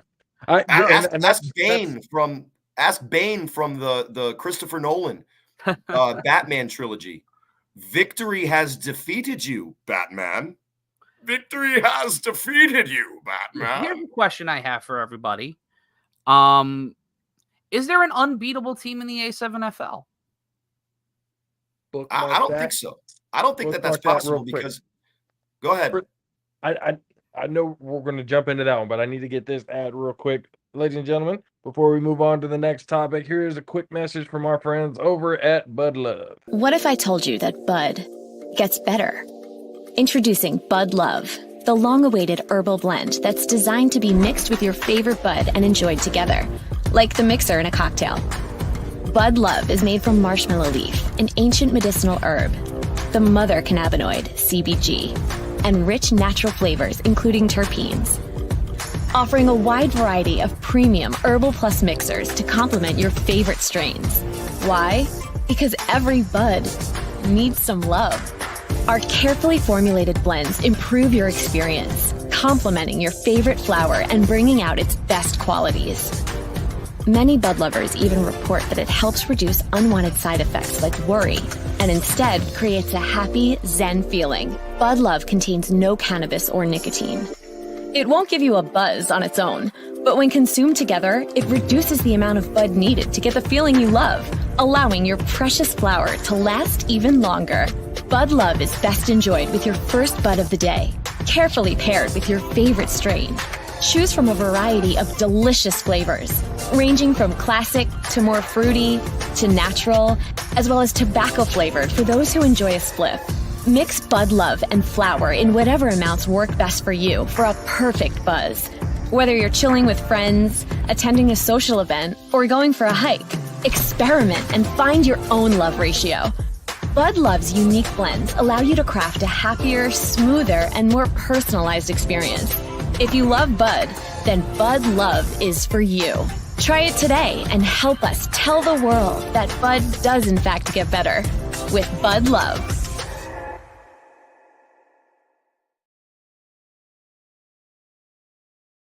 Yes, ladies and gentlemen, go to budlove.com. Use the promo code JAFFO Army to get 15% off of your first order.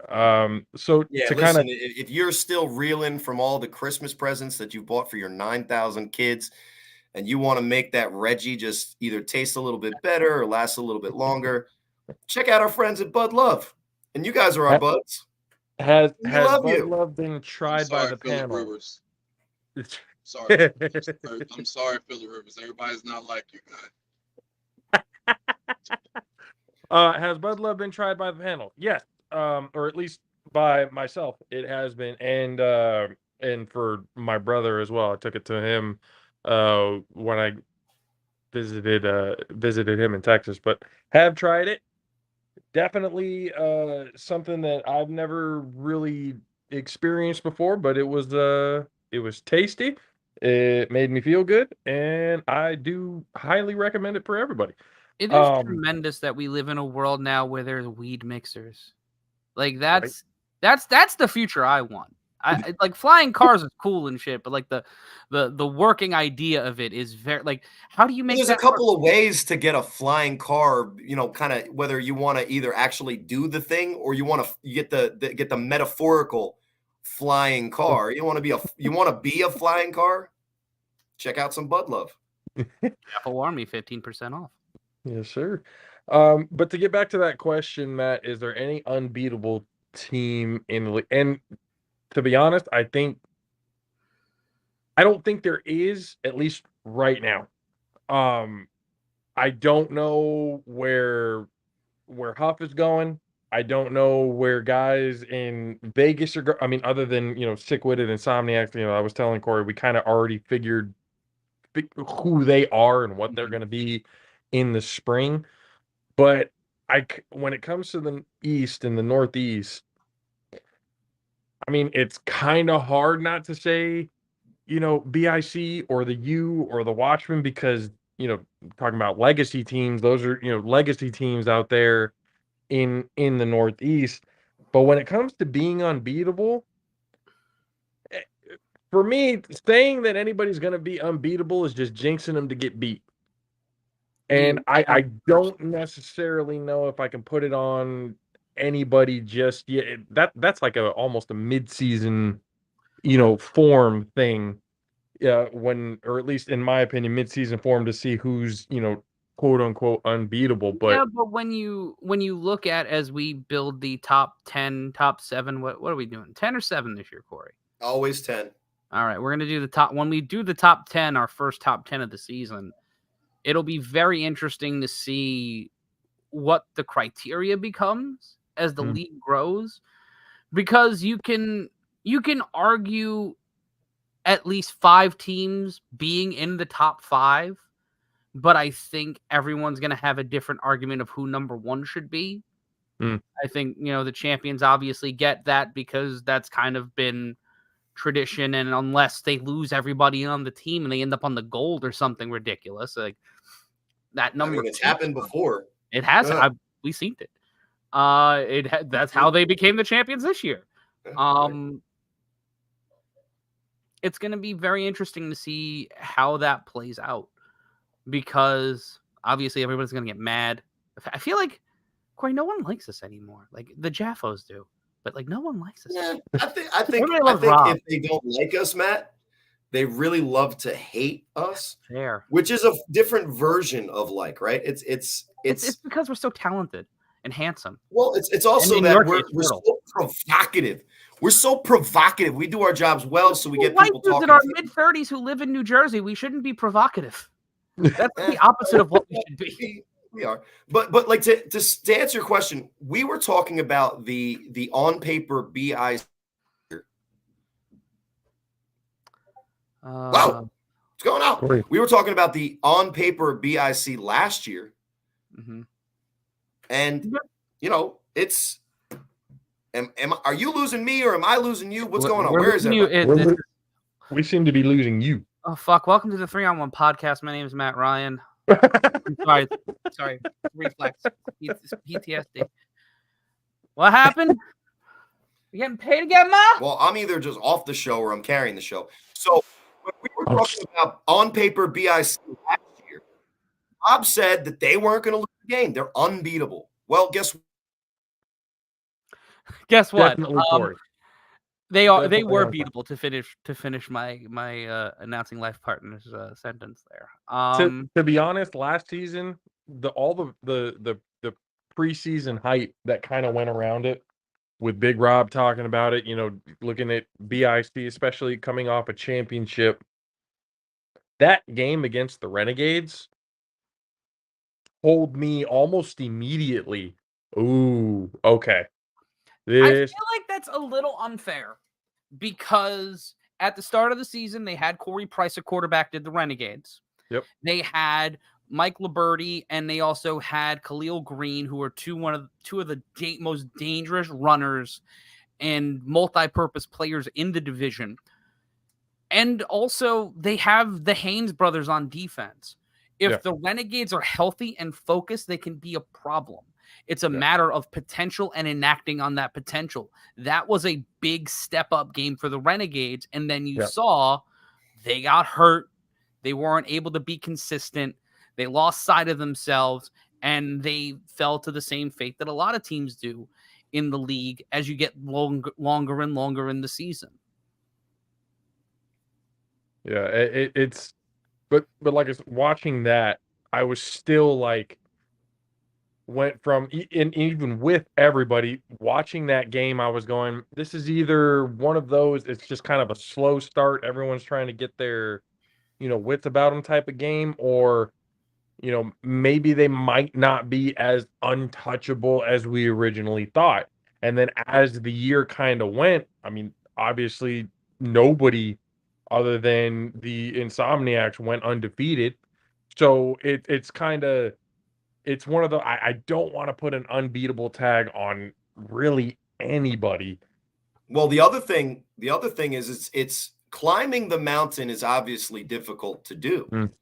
Staying on top of the mountain is a lot more difficult than climbing it, because when the Insomniacs went from a team where a bunch of guys are obviously talented, but, hadn't played A7FL together, and they start the season and they beat Sick with it, same boat, right?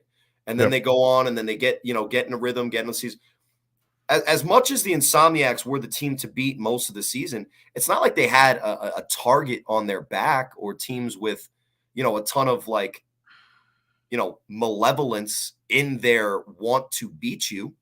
Yeah. Same thing with BIC. Week 1, the weather goes a little bad. You face a team that's, kind of Sterry Codrington's kryptonite because of the defensive line, athletes that the Renegades had. That day too. Yeah, no, that if you're playing in New Jersey for the first month in Asbury Park specifically, yeah, which I think we're going back to. We're going back to the unfriendly confines of the mesothelioma. Well, it is an election year, so if we're going to build a wall, Republicans, can we build a wall around the stadium so there's not gale force winds throwing 100-mile-per-hour winds into my throwing lanes with my Chad Pennington arm strength, please? I just don't want to get electrocuted when water comes in the booth. I mean, whatever. I love how you say if my life ends in the booth, it'll be a happy end. My children will have a lot, to live up to.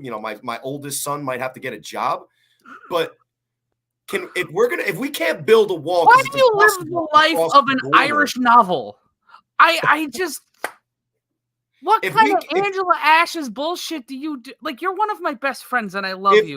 If Congress doesn't want to pass the $14 billion to help the border so that Biden looks worse in the election, can we just build that wall that was promised in 2016 around the A7FL stadium so I can throw for 380 yards in a game in April? You're in construction. Just do it. Go Sunday. No. Mexico has to pay for it. Hold on, Corey, you're a fisherman? No, I'm a construction worker. Oh, because Matt said you're an Irish novelist, like in the Irish novel, they mostly fishermen. No. He's just talking about how James Joyce has like 1,000-page books, and every time I open my mouth, it's like 4 chapters of War and Peace. No, I'm just talking about you dying and your son having to take up the mantle and just carry this rage and shame like it's a fucking. That's what I said. That's a Disney movie. That's not even an Irish novel. That's a Disney movie. Fantasia. You don't even have to go that far. That's Disney Plus. Shit. People forget I'm entertaining. And Dead Parents is Disney 101. Come on. Oh, and the name of my book. Somebody. That's the name of your memoir. Yes. Ooh, that hurt. That hurts me, Matt. I'm sorry. You can't do that. Well, Matt, the product of a third date during the '88 NLCS. What do you want from me? You just did Mets misery now. Oh my god. I'm playing the Bat Ryan bingo. Which reminds me. Hold on. He said Mets, which reminds me. Hey, DJ Madsticks, how's that fucking Jets fandom thing going? It's going great, as always. Go Jets. He had to be a fan of a team that disappoints. You know, he had one team that disappointed him, so he had to go to another team that'll disappoint just as much. Your team's gonna disappoint you too while you're talking. Yep. Yeah, that's real. That's real now. And JP's over here saying that Shanahan's a terrible coach and he should get fired when every single season he has the best offense and wins at least 13 games. Get him out. Get him out of here. He's going to lose in the playoffs again. Most definitely. Mike Singletary. Those were the good old days of San Francisco. Where's Mike Nolan when you need him? Where is Mike Nolan's suit? If you, don't even get me started on Mike Nolan. Fact, when I was wearing that jacket, is not crying by halftime, you're not playing football. That's simple and plain. Mike Nolan was the reason suits were brought back for coaches in Madden. And don't even start me on Nolan. And that I wore my suit as the A7FL announcer. I was actually told that I shouldn't. I was like, what's wrong with you? I'm wearing this jacket. I was the one who told you to not wear a suit. No, I got to give a shout out real quick. I got to give a shout out to the artist, Tim Vicious. He in the building. One of the artists of the week. So you'll hear something from him a little later today. I think what he's laughing at, though, specifically, is that you like the fucking Jets. He ain't worried about the Jets. Half a decade. And I've never seen him have this much animus for not an A7FL team. Well, you don't watch this. You don't get the show, Matt. When I come on the JAFFOs, I get at least 15 minutes of Jets prod. Yo, Jay will say like a plane reference, and then all of a sudden I have to be like, hold on. Fuck the Jets. And then, anyway. Bro, the one who left him at the altar was Joe Flacco. They lost already. Let's move on. Matt, real quick, Shout outs to Joe Flacco. What does the East and the Northeast have to do to kind of retake the throne, so to speak? Because obviously the Insomniacs winning was obviously not in the game plan, especially a lot of the talk that was going on before the season and even during the season before that point. I wouldn't say Derek Duncan thought that. Well, Derek will be the first one to tell you, and he said it on his show at the very beginning, especially after what the BIC did to the Force. He didn't think that they were on that level yet until as the playoffs and everything started kind of coming around, that mindset started to change. He'll be the first one to tell you that. But I think when you started game one and you had a former Nebraska offensive lineman, whoever the Oos guy is for the Insomniacs, and you had a tight end like Brandon Schwenk, who was, had some experience in the A7 playing in that fall, but also is one of those tight ends that, he'll catch a pass here and there, but he actually does block. I think the luckiest thing for the Insomniacs is in playing the Nightcrawlers, and no disrespect to some of those guys on the Nightcrawlers defense, right? They have some of the top flight athletes in the league, period. The fact is that when they only bring about 20 guys, and a lot of them are going both ways, the level of motor that you might see from a defensive line in the Northeast that is stacked with like 5 or 6 or 7 pass rushers that are top level. I think the Insomniacs playing a team that did not have that relentless pass rush like they would have faced if they played themselves was maybe the best thing that they had going for them in that championship game, because when you look at the matchups, there was a couple of matchups that were a little bit of a mismatch, especially when you looked at the Insomniacs defense versus the Nightcrawlers offense, which, let's be fair, even the East Coast defenses struggled against that defense. So shout outs to the Insomniacs defense for standing up tall, and specifically Matt, our guy, terrible quarterback as proven by this fall, but amazing kicker and clutch defensive line performer Quincy Birds. But I think the game plan the Insomniacs have is also one of their biggest weapons, is because they run the ball so consistently and effectively. Well, it's obviously effective when you're going to give it to Bravado Wilkerson, but he's also, even last year, when Devontae Carter was not in because, reasons, Trey would come in as a running back, right? But when you run the ball that consistently, play action actually has to be honored by the defensive ends and the defensive line. So, we could talk shit all we want. They won the championship. But if they had to face, in my opinion, if they had to face a defensive line like the Renegades have at full strength, the Renegades made Sterry Codrington look like a pedestrian quarterback. That's not something that we've seen against any other roster, including the Watchmen. So the Renegades did not at all have what it takes on offense to be a championship contender. But the Insomniacs, again, going back to what Matt was saying, they might be the favorites, and I think they are. But their level, their commitment to consistent excellence is probably going to be the difference in their season, because if they come back with the same roster, they have one of the best rosters in the league. Clearly, if you look at position, they either have the best, the second best, or the third best guy at that position at almost every position, if not in the division, maybe in the league, right? And to how many coaches are on that roster? At How that many play, people, right? Exactly. yeah, that make their 100%. lives football. They base their lives around football. I think the Northeast, and also an interesting thing about the Florida and Las Vegas and Nevada and even Los Angeles, those are cities where people move to. Not a lot of people with world level skills are going to be moving to moving to New Jersey, moving to Baltimore, maybe DC, but like unless it's for work, unless for it's a situation where you have to move here, a lot of people would rather start there because they have new cities. Tampa's technically a new city. Las Vegas is a new city. LA, you have all those little towns around there. So people can make lives and build stuff out there. Like Scott McCorkle, he's from Michigan. He started his life over in Vegas and has really thrived and turned his life around and is able to balance football and all these other things. We know your name is Bjorn. Scott McCorkle, fake ass name. Nobody believes Shout it. out to the Viking. But The bald Viking now. I feel like that helps because it gives a lot of those guys a sense of community too. It gives them a place to go, and it gives them, when they're, stranger in a strange land, it affords them those opportunities. And I think it's really hard for a lot of people to recruit when it's not their full-time job.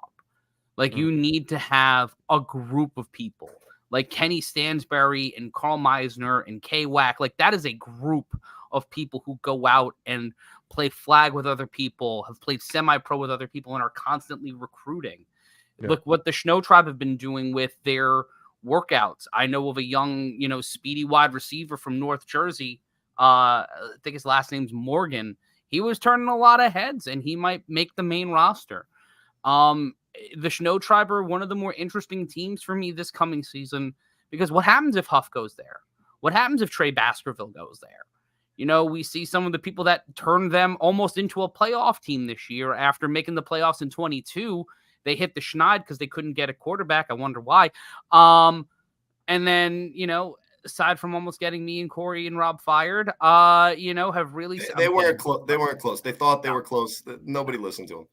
No, but we actually love the Snow Tribe. We're just busting balls. But they have a lot of solid building blocks there. And when you have someone associated with the team like Deion Dawkins, who's a Pro Bowl, all-pro level player, and you can give them opportunities or at least afford, in a way, an opportunity to compensate them in some way with sponsors, with covering uniforms, with doing all that's, advantageous. Like that's worthwhile, and you makes it a lot more like it kind of creates an NIL situation in the league.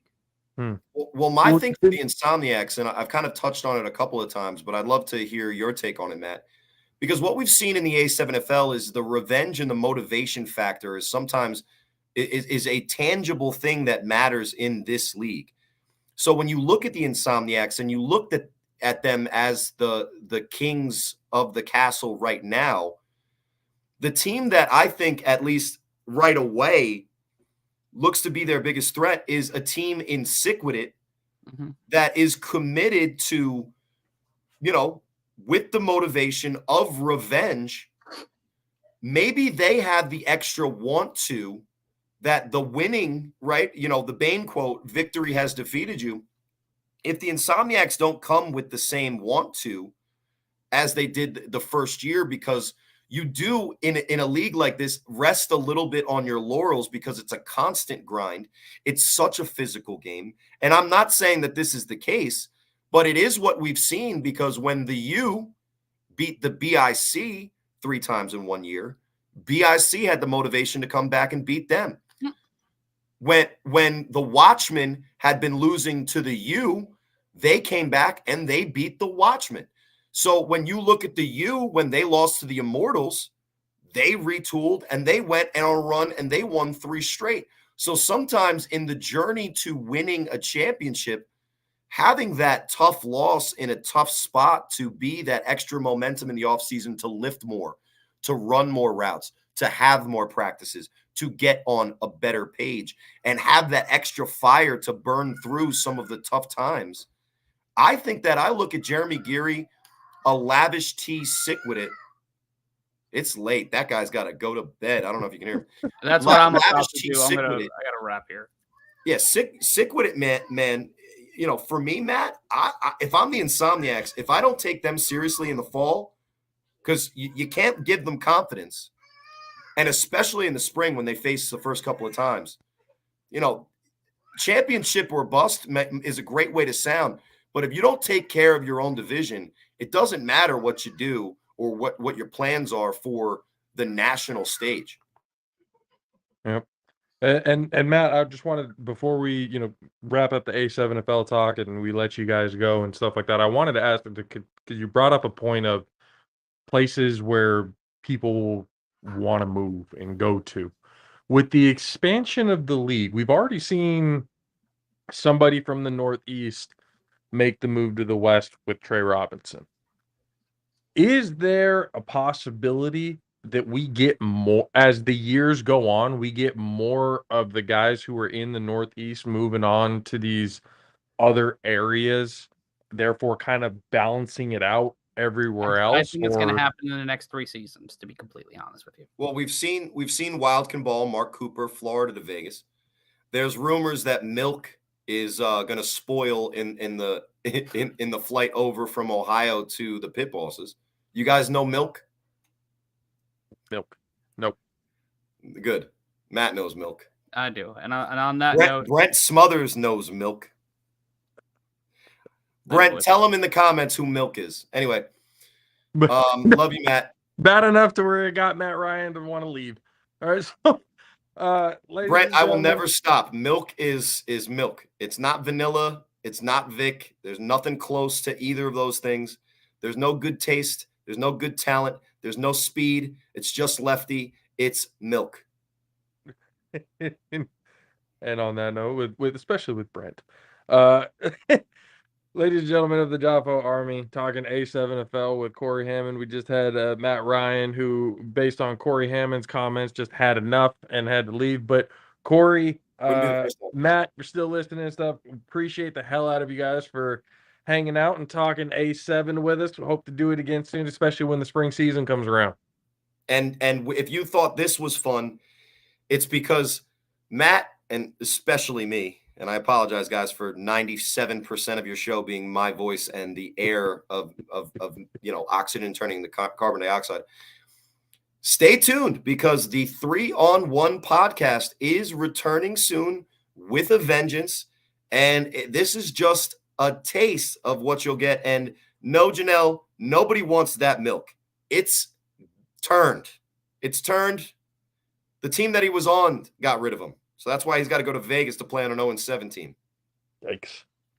Ladies and gentlemen, the voices of the 3-on-1 podcast and the A7FL in the Northeast and the East. Ladies and gentlemen, Corey Hammond, Matt Ryan, appreciate you, man.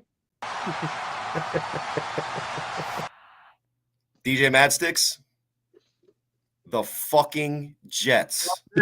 Go Jets. And shout outs to my guy, Baker Mayfield. Yeah. I got rid of the button. I had to kind of. There's Big a lot that hold goes on. into He brought it up. You got to let me go a little bit. Do it real quick. We got 1 minute left in 2 hours. Okay, cool. So I'm gonna be honest with you. I was on Dub's show last night. Shout out to Dub. Shout out to Mizzle. I had my whole rant, so y'all go check out that episode from yesterday's show. But my background right now is Antoine Whitfield Jr. He got snubbed. That's bull crap. They put Buda Baker in. I feel like that's complete bull crap. But Big Bait, honestly, I think it earned a lot of respect from Josh, because he has turned down his hatred, even though he continues to let it be known that it's the Oklahoma shit that's kind of driving it at this point. It's not his on-field play. He's humbled himself. He said that, admitted it. He's also said that he's played better. He's made mistakes, but that perfect game in Lambeau, I have not heard him say a damn thing since that about Baker. I haven't said that, but best believe as soon as he starts fucking up again, I'll be right back on his ass. So Corey, appreciate you for coming on, man. We'll talk to you again soon, sir. Oh, you will, and it will be a different jersey, and I'll ask my son which one. Counting on it, ladies and gentlemen. Corey Hammond. Before we move on to the next topic, here is a message from our friends over at Popple. Is your team still buying paper business cards? It's time to modernize with Popple Teams. Manage your team's digital business cards individually or in bulk. Instantly add or remove members. Capture team-wide leads using a Popple QR code or Popple device. Then export to your CRM. Understand your team's performance and uncover new insights. Let them know how they're doing with instant push notifications. Over 100 new leads today. Great job, everyone. Upgrade now with Popple Teams. Start your free trial today. Go to popple.co and use the promo code PBPFamily for 20% off of your order. Wanted to talk real quick into the college.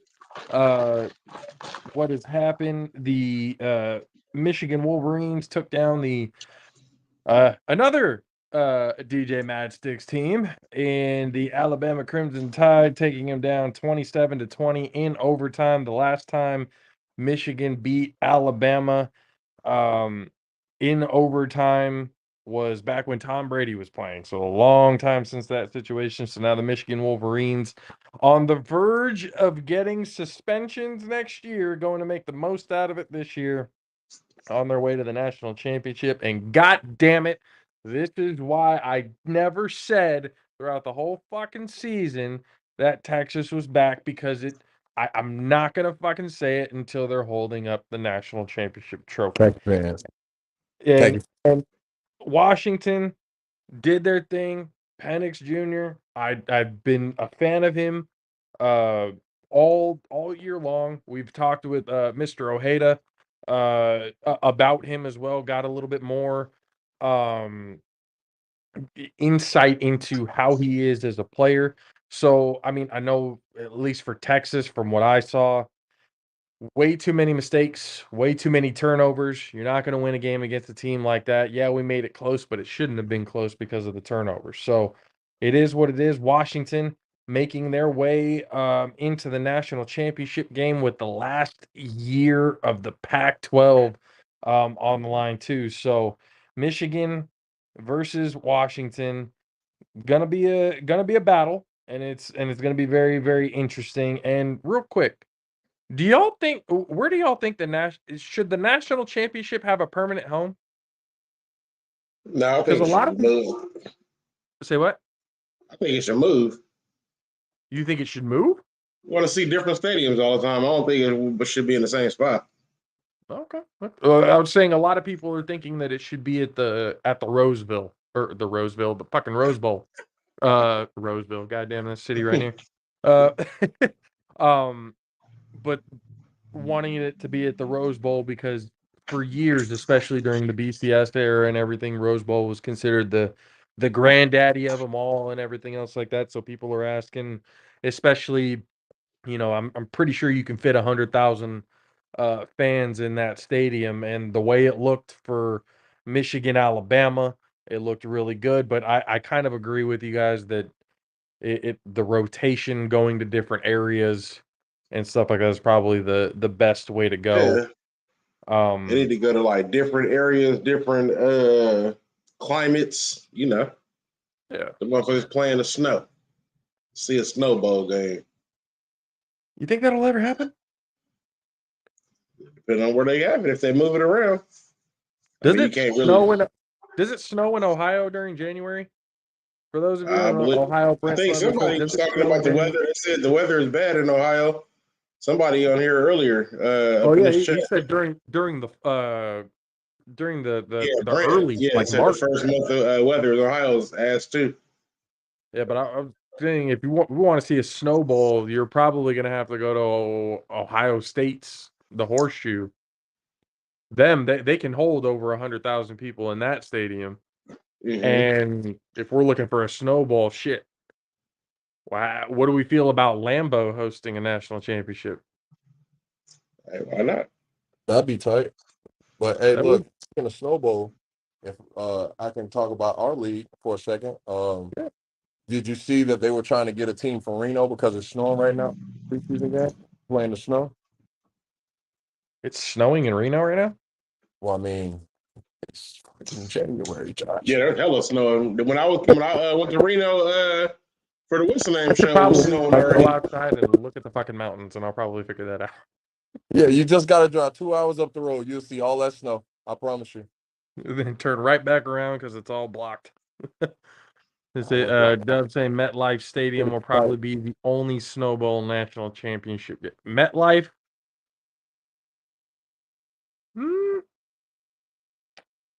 Nah. Am I the only one who thinks MetLife is a Go to little Lambeau. overrated? New York got too much shit already. Go to Lambeau. I think Lambeau would be much more. It'll be historic. Yeah, exactly. Historic and everything like that. Yeah, I think that's You can do a whole tour of fucking Canton type shit. You can just take them on the bus to Canton. You can take them all kind of different historic shit, like an NFL fucking Can you thing. take a bus from Green Bay, Wisconsin to Canton, Ohio? I don't know shit. I don't know nothing. I'm not a goddamn geologist motherfucker. I just giving ideas out. Shit. I thought about it going like, I would assume that's possible because in the East, things are a lot closer together than out here in the West. Maybe it is possible. I mean, fuck, Greyhound. That'll work. They said not enough hotels at Lambeau. Dub said not enough hotels.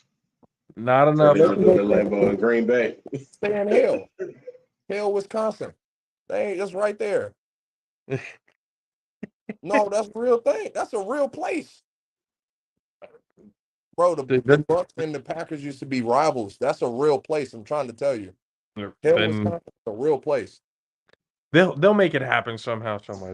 That would be cool though, especially since they've been, they renovate Lambeau, which I think all stadiums and all teams should do. Just renovate the old historic stadiums that you already have instead of keep the historic nature of it still inside the stadium and everything. That feeling of, oh man, a lot of legends played here and all that other kind of stuff like that.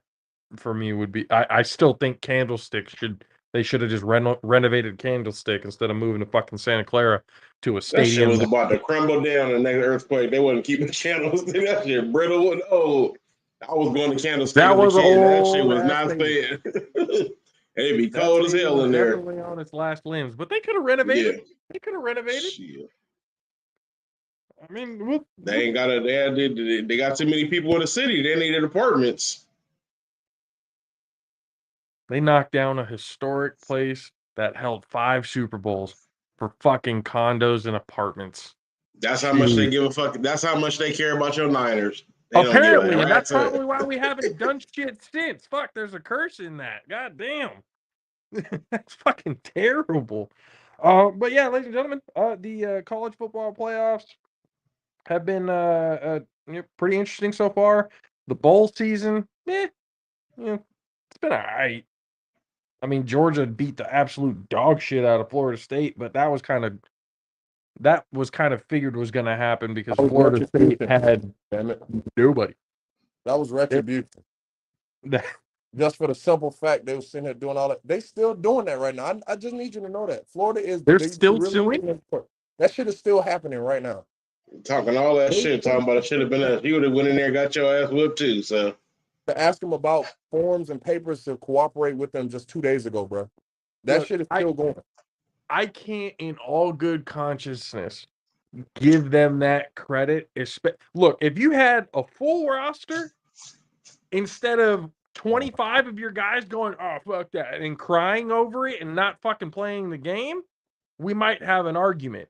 But y'all got that ass whooped 63-3. No. Hold on. I gotta ask you one question. What do you believe? Who do you believe the worst team in Texas division or conference is right now? Worst team. The worst team in the Big 12? Yeah, right now. Worst team. Fuck, it might be Texas Tech. All right, say this. Oklahoma, right, has the same season Florida State has. Mm-hmm. They beat Texas Tech by 1 single point. And then they get snubbed for the chip You're like, well, why in the fuck are you crying? You barely beat the worst team in the goddamn league. I Why? said that about Alabama, and you did make a good point about that again for Florida State as well. Like, you lost. I mean, you beat Boston College. That was the worst team in our division, in our conference. The worst team. You beat them by 1 point. Congratulations, bro. You beat a bunch of JV teams, and you want to sit here and get credit. Because outside of Miami and like a couple other games, they played nobody but JV teams, bro. Like, why you want credit for that? You barely beating these JV teams. You playing down to your competition, but you want to get in the big dance? Why? You don't. Well, clearly you don't have any depth. That's what I was saying. If I was them, I would have definitely showed up full force to this game against Georgia with the full intent of trying to prove the college football playoff committee wrong. Instead, they bitched, they moaned, they sued, and they threw a fucking fit and didn't want to play the game. 25 fucking players sat out. Dude, think of it like this. You could have literally beat Georgia by worse than Alabama and be like, see, I told you we deserve to be in there. We blew their ass out by 45 points. We deserve to be in there. But that's not the route they took. They decided to cry over it and poor me, instead of trying to prove everybody wrong. So and they got that ass whooped because of it. And now you can't make an argument for shit. Now everybody, I mean, I still found it funny how people were like, see, Florida State didn't deserve to be in. Sure, but you also couldn't really necessarily make that claim because of the fact that there were 25 fucking players that were out.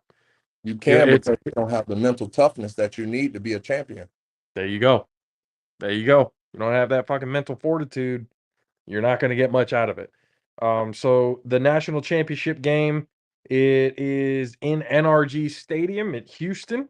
It'll be 7:30 on this Monday, 7:30 p.m. I think that's Eastern time though, so I think that's 4:30 Pacific. I could be wrong. Sometimes, I see it and I automatically assume that it's Eastern Standard Time that I'm looking at, but then sometimes I've been wrong and it's actually Pacific Standard Time. So it could be 7:30. This time of year, weather-wise, is it about 70 or 45? Where? In Houston? You're the Texas resident guy in Texas. That's where the game's going to be. Yeah, in Houston, January. Yeah. I mean, it's indoors, so it doesn't really matter, does it?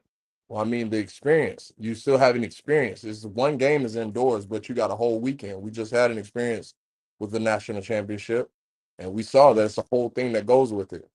But now think about it: if A7FL had the NCAA money, how that experience would have been.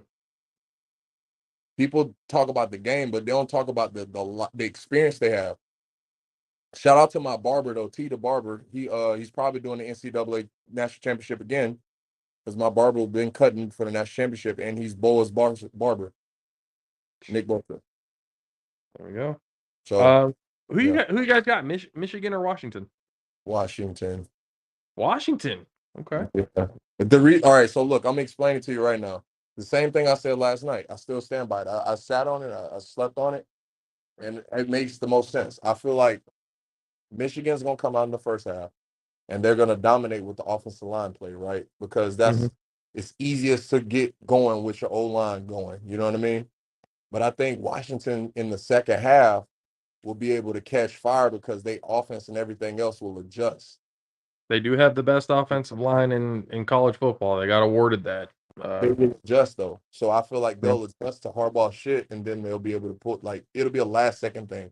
Peanuts to get them in field goal position, or they'll score a last second touchdown. But it's going down like that. It's gonna be a real good game. I hope so. I hope so, because again, there's a lot of things going into it. Michigan is probably going to get hit with that suspension next year, so they're probably going to be suspended from going to a bowl game for a little while. And then Washington, it being the last, essentially the last game of the Pac-12's existence, it's gonna be something interesting. It's gonna be something fun. Even though again my Longhorns aren't in it, I've been impressed with Washington all year, so I'm not necessarily too mad at that. So January 8th, this Monday, ladies and gentlemen, the national championship game, Michigan versus Washington. No SEC team in the game. First time since 2015 when Ohio State with Ezekiel Elliott won it. That's happened. So we'll see what happens Out of there. it now. It could have been y'all two teams in the chip. Both of y'all teams could have been in the chip. That would have been crazy. That would have been. It would have been a rematch of the national championship where Colt McCoy got hurt, and then Mark Ingram, and then just started to just shit on the defense. I would have wanted to see that because I wanted to see Magic celebrate. I ain't gonna lie to you. I wanted to see him celebrate one time. I know what the end solution to that whole thing was. Hey, I knew that was gonna be the best thing. Him celebrating, that'd have been great. We'll see it though when the Cowboys beat y'all in the playoffs. So you say when as if it's actually gonna happen. No, dude, that's happening. That's inevitable. That's inevitable. Brock Purdy gonna shit his pants against that damn defense. So that's pretty much how that's gonna end up. It's at home too. The road to the Super Bowl goes through us. So do understand that, boy. Y'all tight. And we just whooped that ass 42 to, what is it, 42 to 13? I just need to remind you that your tight end pulled up a shirt say F the Cowboys, had to pay a fine, and Michael Parsons was mad as fuck. Everybody You can stay mad. That's all right. Right now. If you don't understand how motivated Parsons is to play y'all, I promise you he gonna hurt. He gonna hurt him. Y'all gonna be saying the same thing. Man, if Brock wouldn't have got hurt, Michael Parsons gonna hit that boy so goddamn hard, bro. I can see that shit coming. He gonna get hit so fucking hard. If Brock Purdy would have got hurt, man, would have beat their ass, dog. I can see that shit coming, Josh. God, I hope that's not the fucking case. They was picking up. They was picked up. I know he was joining the practice squad, or they was working out. But Lyle Collins, they were looking at him again, bringing him back. Collins coming back. You guys brought somebody who never helped you to begin with back. Awesome.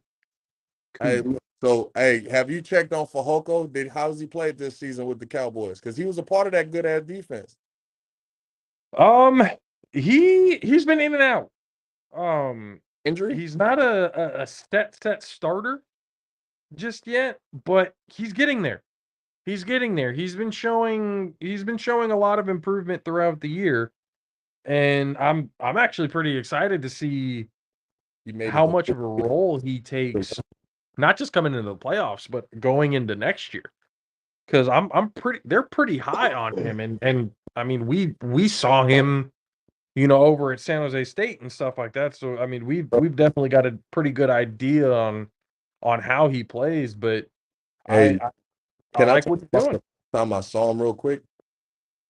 So you remember when we went to the spring game, right? Day, and I saw him for the first time. I'm sitting there, and I'm like, "Yo, who the fuck is that with that grill?" I'm like, buddy is killing these fucking drills. Who the fuck is that with that grill? I'm like, I want to interview him. I want to interview him so goddamn bad. And for him to go to the league and be this guy that he's been, like, dog, that's crazy. That's dope to see. Yeah, he's gonna be something. To be honest, hopefully he's not with the Cowboys long term. He can go with another team. But I'm not gonna be. He's a guy that we've been watching and supporting and everything else like that. So again, I'm not gonna be mad. I'm fully supporting beside another Bay boy. Come play beside another Bay boy in Tampa. You be right beside him. Yeah. William Golston about to retire. You can fit right in. Come on to Tampa, to the other Bay, the you know what I'm saying? The other one, the one that really in the water and shit. You feel me? And then you got them. You know what I mean?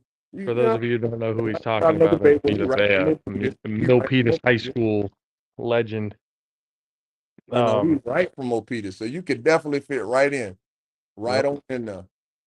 We play. Yep. So before we get actual done, let's get into our predictions real quick.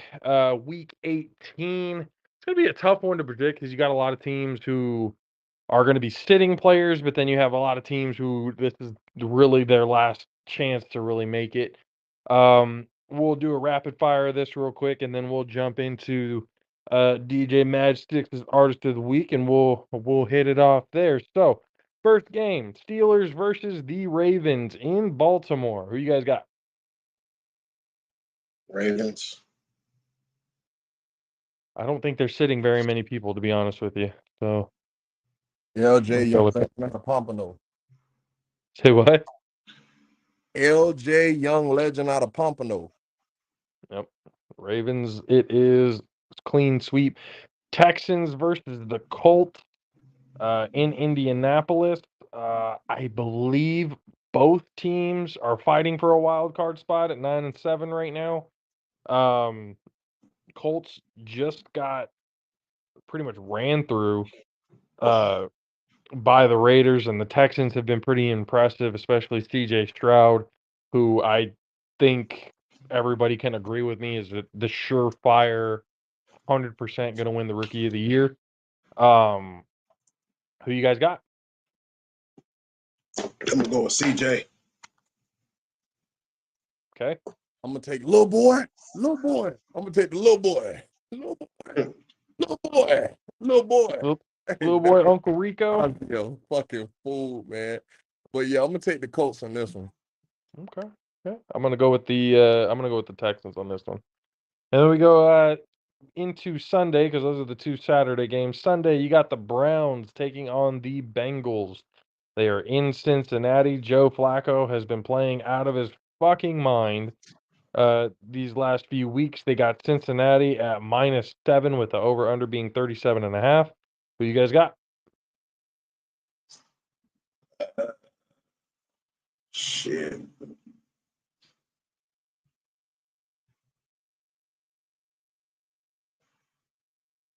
I'm gonna go with the Browns. That's me, though.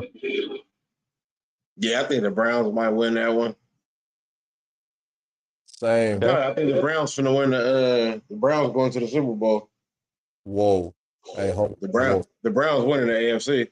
We got to talk about that. Why you feel that way? I just feel like they just go win the AFC. I feel like this is gonna be Flacco year to just come in like he normally do and win it. Normally, what? If He hasn't done Joe something Flacco normally like right this there, I since he promise was in fucking Baltimore. Hey, he low-key did the same shit in Baltimore though. He was absolutely ass. That's why I'm kind of. I'm in a little wouldn't bit that be of some agreement shit to with go that. beat Baltimore to get into the Super Bowl? If the fucking Browns win the Super Bowl, hold on. Well, if the Browns With Joe Flacco at the helm. If the Browns win the Super Bowl, I'll put my money on the Jets to win that bitch next year. I promise you. I promise you. Because Mastic's a fan, so we got to follow what the fuck he talking about right now. No fucking way the Browns win the Super Bowl. But if they do, though, I'm telling you what I'm doing. Like, look, I'm a Bucks fan for life, but I will go put my motherfucking money on the Jets next year to win that bitch. No question. If the Browns win the Super Bowl this year, that I'm gonna stand on that one. That if the Browns win the Super Bowl, it'd be like, again. I'm gonna be like, what fucking universe did we cross into? Like this, is just Matt Six knows something we don't. That's all the fuck. that's what I'm saying. Like he might. God damn it! That's what the fuck's about to happen. The last prediction that he made, we said the same thing. He might know something we don't know, and that's exactly what fucking happened.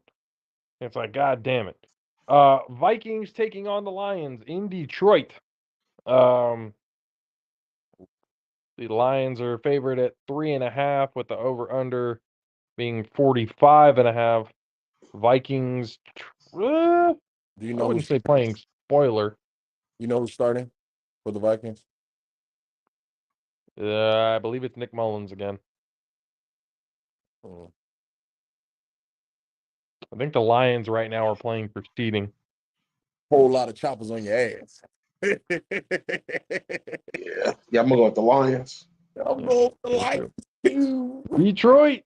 Yes, sir. The Jacksonville Jaguars taking on the Tennessee Titans in Tennessee. Jacksonville at -3.5. Is Trevor Lawrence back? They're making it seem like he is in this right against us. Sunshine was back against us. Oh, okay. So then, all right. Fuck, and they're looking for a wild card spot too. So what Dub said in the comments, he said, and when we was picking the Tex Colts, he basically, you just put it up. Yep. Whoever wins out of the Texans and Colts gets in if the Jaguars lose, which in this case against the Titans. Dub, don't fucking push me. Hey, I'm close to the edge, Dub. You know how the song goes. You know how that song goes, Dub.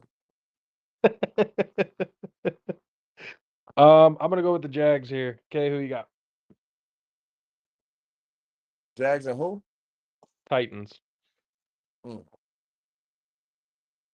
know who's starting for the Titans? I think it's Mr. Mayo in the coffee himself. Hey, my boy Will Levis. Hey, I'm taking the doggone Titans. Will Levis. Hey, look, I told you when he came out of Kentucky, he might be something. He was like, no, hell no, fuck that. Hey, He's had look, two Will good Levis. games all year. Nah, bro, fuck that. He won two or three of them games. He Two, for sure, just two. for sure did. Will Levis fucking won me over when he pulled a Marcus Mariota when he fucking threw the damn interception and he got it back.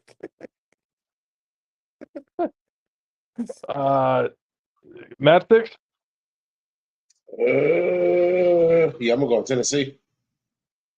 Gonna be trying to play spoiler against Jacksonville. All right.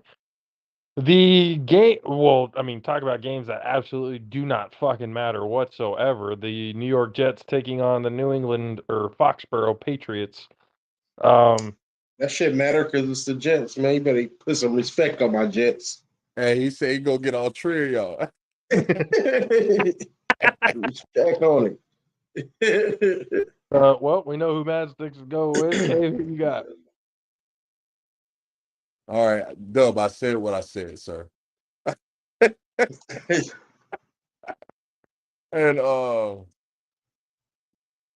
yeah, I'm a rock with Masters on this one too with the Jets because I feel like at this point, I feel like Bill Belichick has realized we need to lose this game. Then Vegas might know something we don't because they got New England at -2. We need to lose this game to get a good pick. And yeah. With the over-under being 30.5. Oh, Doug fucking ugly game. that Levis would he led the comeback against the Dolphins. Right, that was the second good game he had. And then after that, what happened? The second best team in the AFC. I think I still got the fucking Peter Griffin meme that he put up just 2 weeks ago.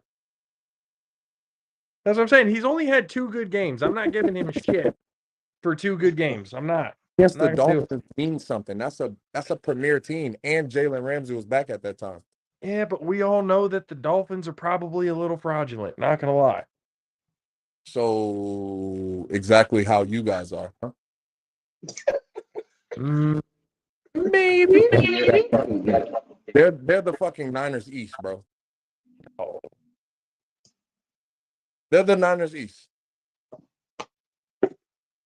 You got an athlete as your number 1 receiver. Your number 2 receiver is okay. And then you got a solid tight end, but they don't have the tight end. Tight end goes to a different position. They got a solid ass running back and decent offensive line. You got a quarterback that everybody's questionable about and a solid defense. Yeah, they're not the Niners East. Somebody who got a little loose, who got some loose wrists over there. And their head coach, they deeming him to be a genius, even though he's weird as shit. Regular season genius, but when it comes to crunch time in the playoffs, like Country K says, he ran it all over again in the beginning of 8 Mile. That's just what it is. The Falcons taking on the Saints. They are in New Orleans. They got New Orleans at -3, with the over-under being 42.5. I mean, neither team is going to the playoffs. Whoa. Slow down, Ranger Red. I got to go ahead and inform you something. Being the only person in the NFC South right here, either one of them teams could fucking go to the playoffs if we lose to the Panthers. That's literally what happens in that game. If we I lose to actually, the Panthers, the as winner soon of as that you game said goes that, to the playoffs.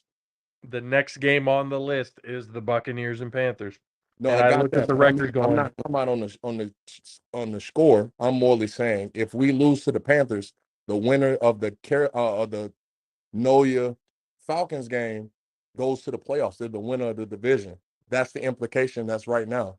We split don't with y'all both. have a tiebreaker against the We Falcons split or with Aints? both of those teams. We split with both of those teams. That's what I said. We all basically got the same record. The winner of those games, if we lose to the Panthers, goes to the playoffs. That's what it is right now. No way you lose to the Panthers, though. Hey, look, I Ooh. told them the same thing I'm about to tell you. That's a trap game like a motherfucker. And to be all the way honest, I'm dead ass serious, bro. It's a trap game. Because Bryce Young is inconsistent as fuck. Like, he might fuck around and throw for 300 this game. Carlton Davis still in concussion protocol. We got to rely on Zion McCullum, which he's been balling all season. And fucking, and goddamn Jamel, which Mike Williams calls Melvin. Man, I fucking missed my Super Bowl year.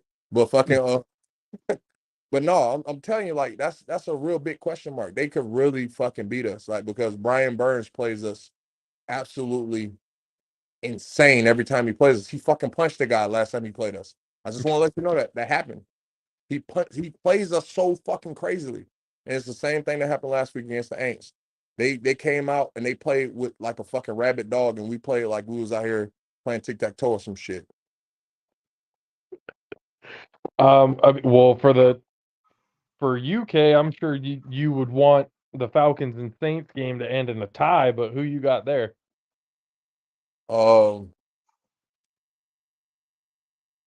My heart want to go to Atlanta, but my football goddamn head telling me no you. I'm gonna be all the way honest with you. So that's kind of how I'm sitting right now. My heart want to go to Atlanta because I would prefer Atlanta to win.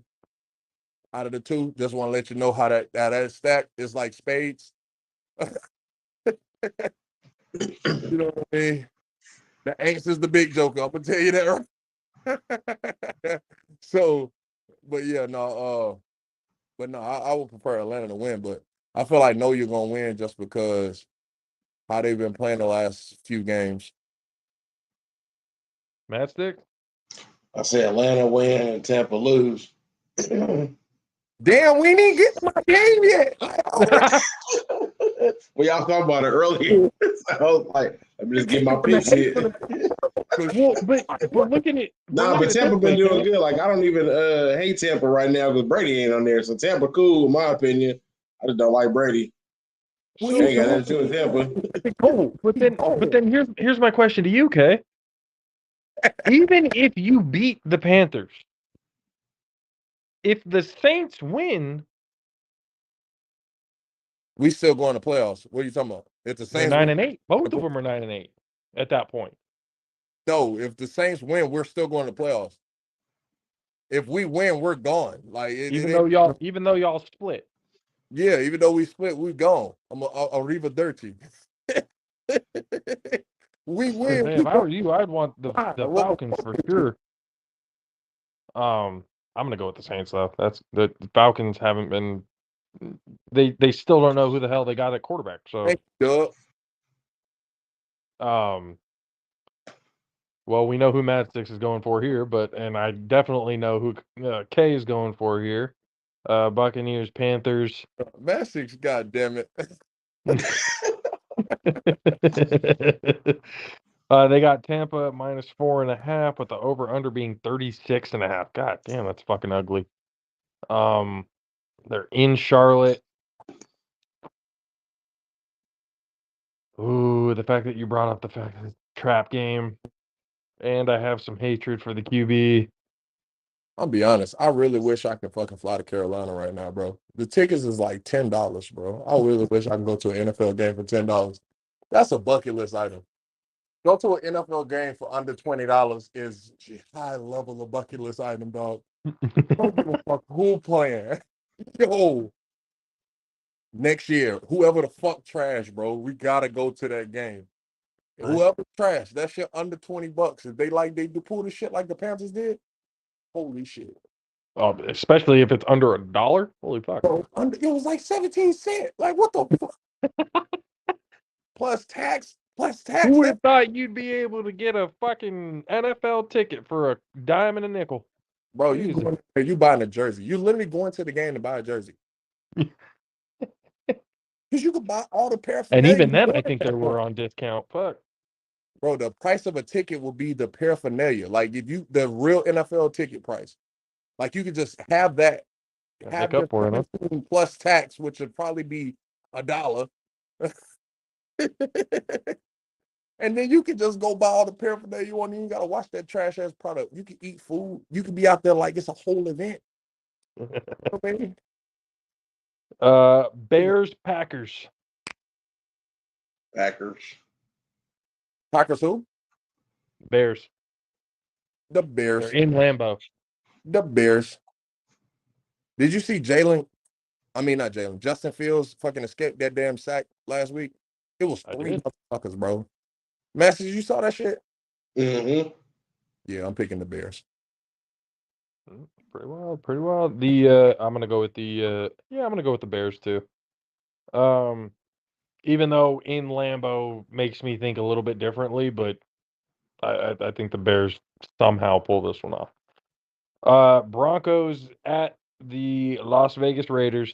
They got Las Vegas ahead at -3 with the over-under being 37.5.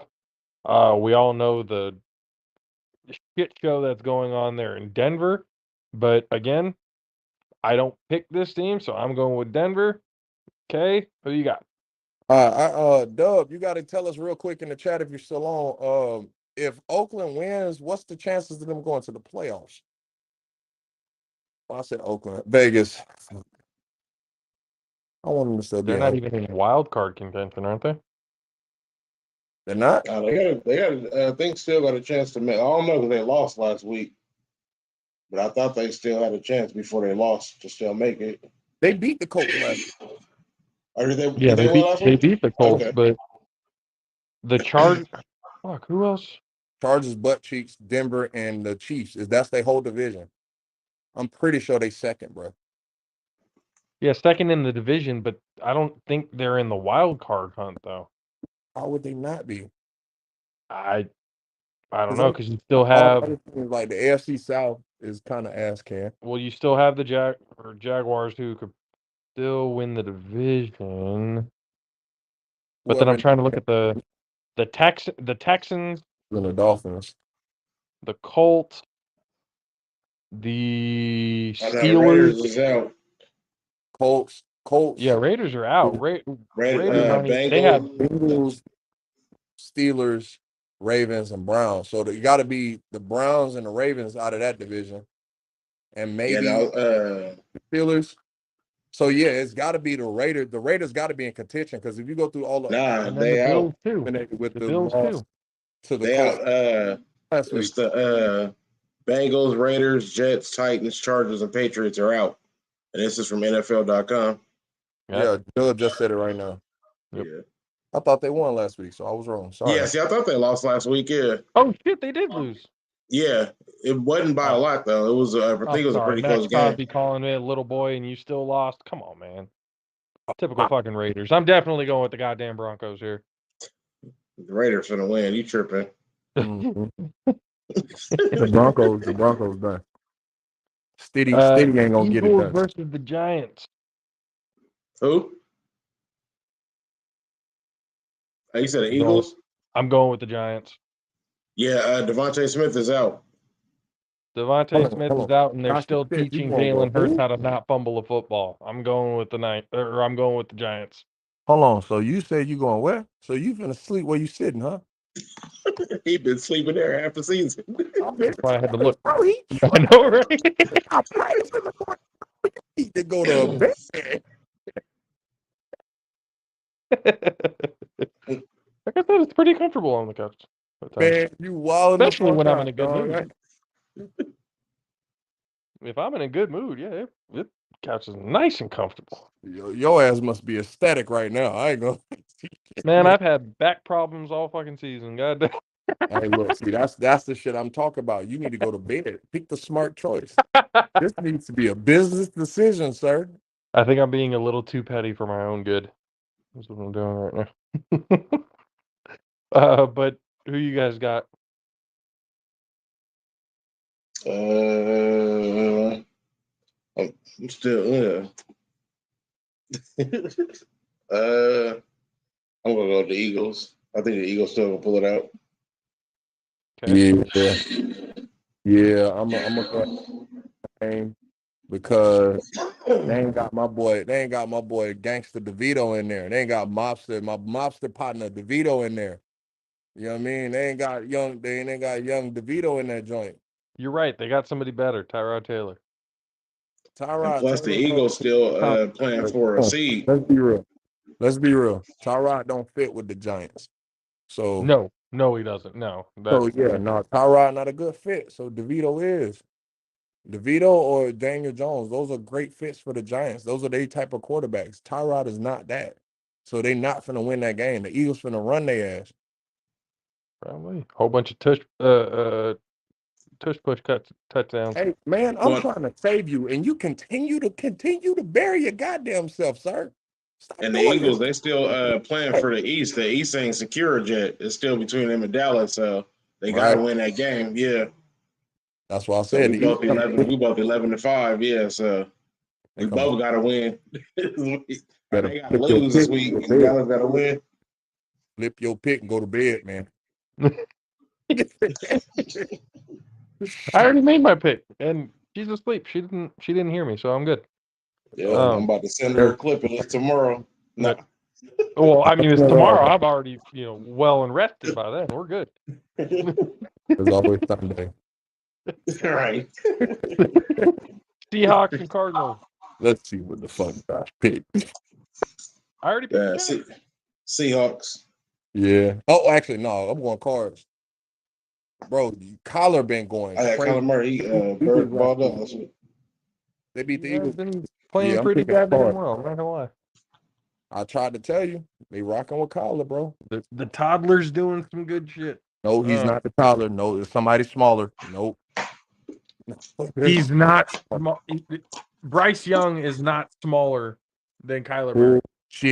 Bullshit to the highest level. All caps, 3 lines underneath the motherfuckers. We already talked about that. I was gonna say Kyler Murray is 5'8" and Bryce Young is like 5'10".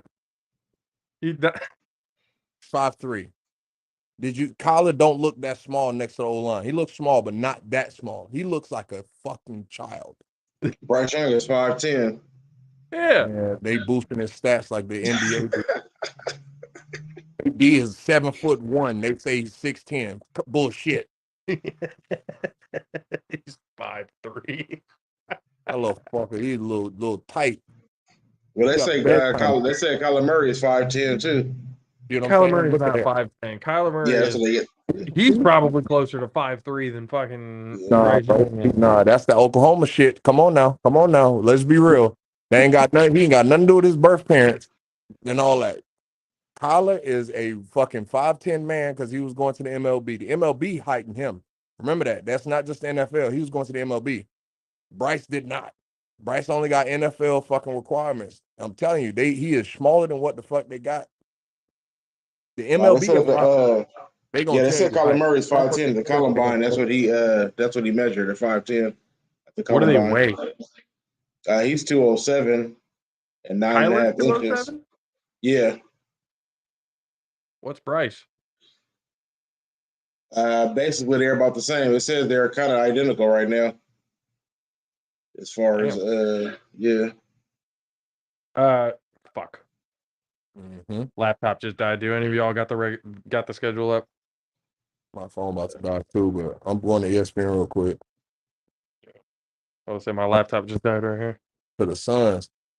My fucking struggling to keep my goddamn phone alive too. Shit, I can't plug my phone in anymore to keep charged. Next games is Niners Rams. It's Niners are -4 on the goddamn split. And they're sitting Brock. I think they're sitting. I got the Niners. Oh, they're not sitting trends.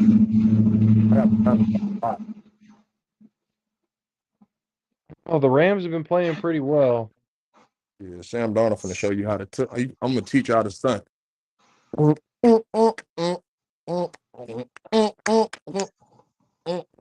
Hey, that's about to happen right now.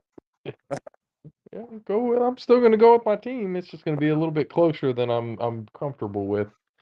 Mad Sticks, who you got? I think I know who. I'm definitely sure ain't rooting for the damn Niners. The Rams for the Rams. I think Sam Darnold for them to throw like 3-4 picks. Kay, what's the next game? That's hilarious. Commanders and Cowboys. Niners are the Cowboys are -13 on the split. Are they in Washington or in Dallas? It's in Washington. Ooh. Sam Howell playing?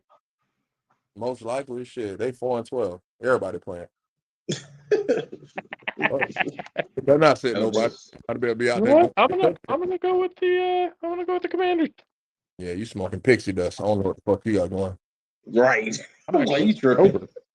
Yeah, I just asked for Holco for a reason because he about to start this Sunday. That's why I asked that question.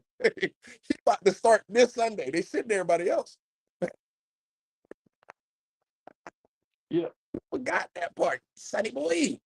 We're going with the Commanders. Dallas is gonna find some way to lose it, and they're gonna end up the 5. They're gonna end up the 5 seed. Nah, not when it's number 2 seed. You tripping? It's Landover, not Washington. Deb says. Sorry. Landover, Maryland. My bad.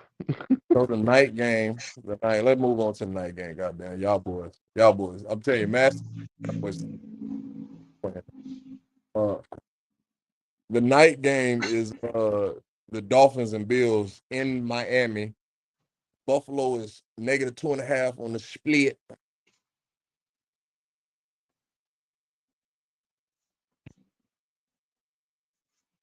He said Landover, not Washington.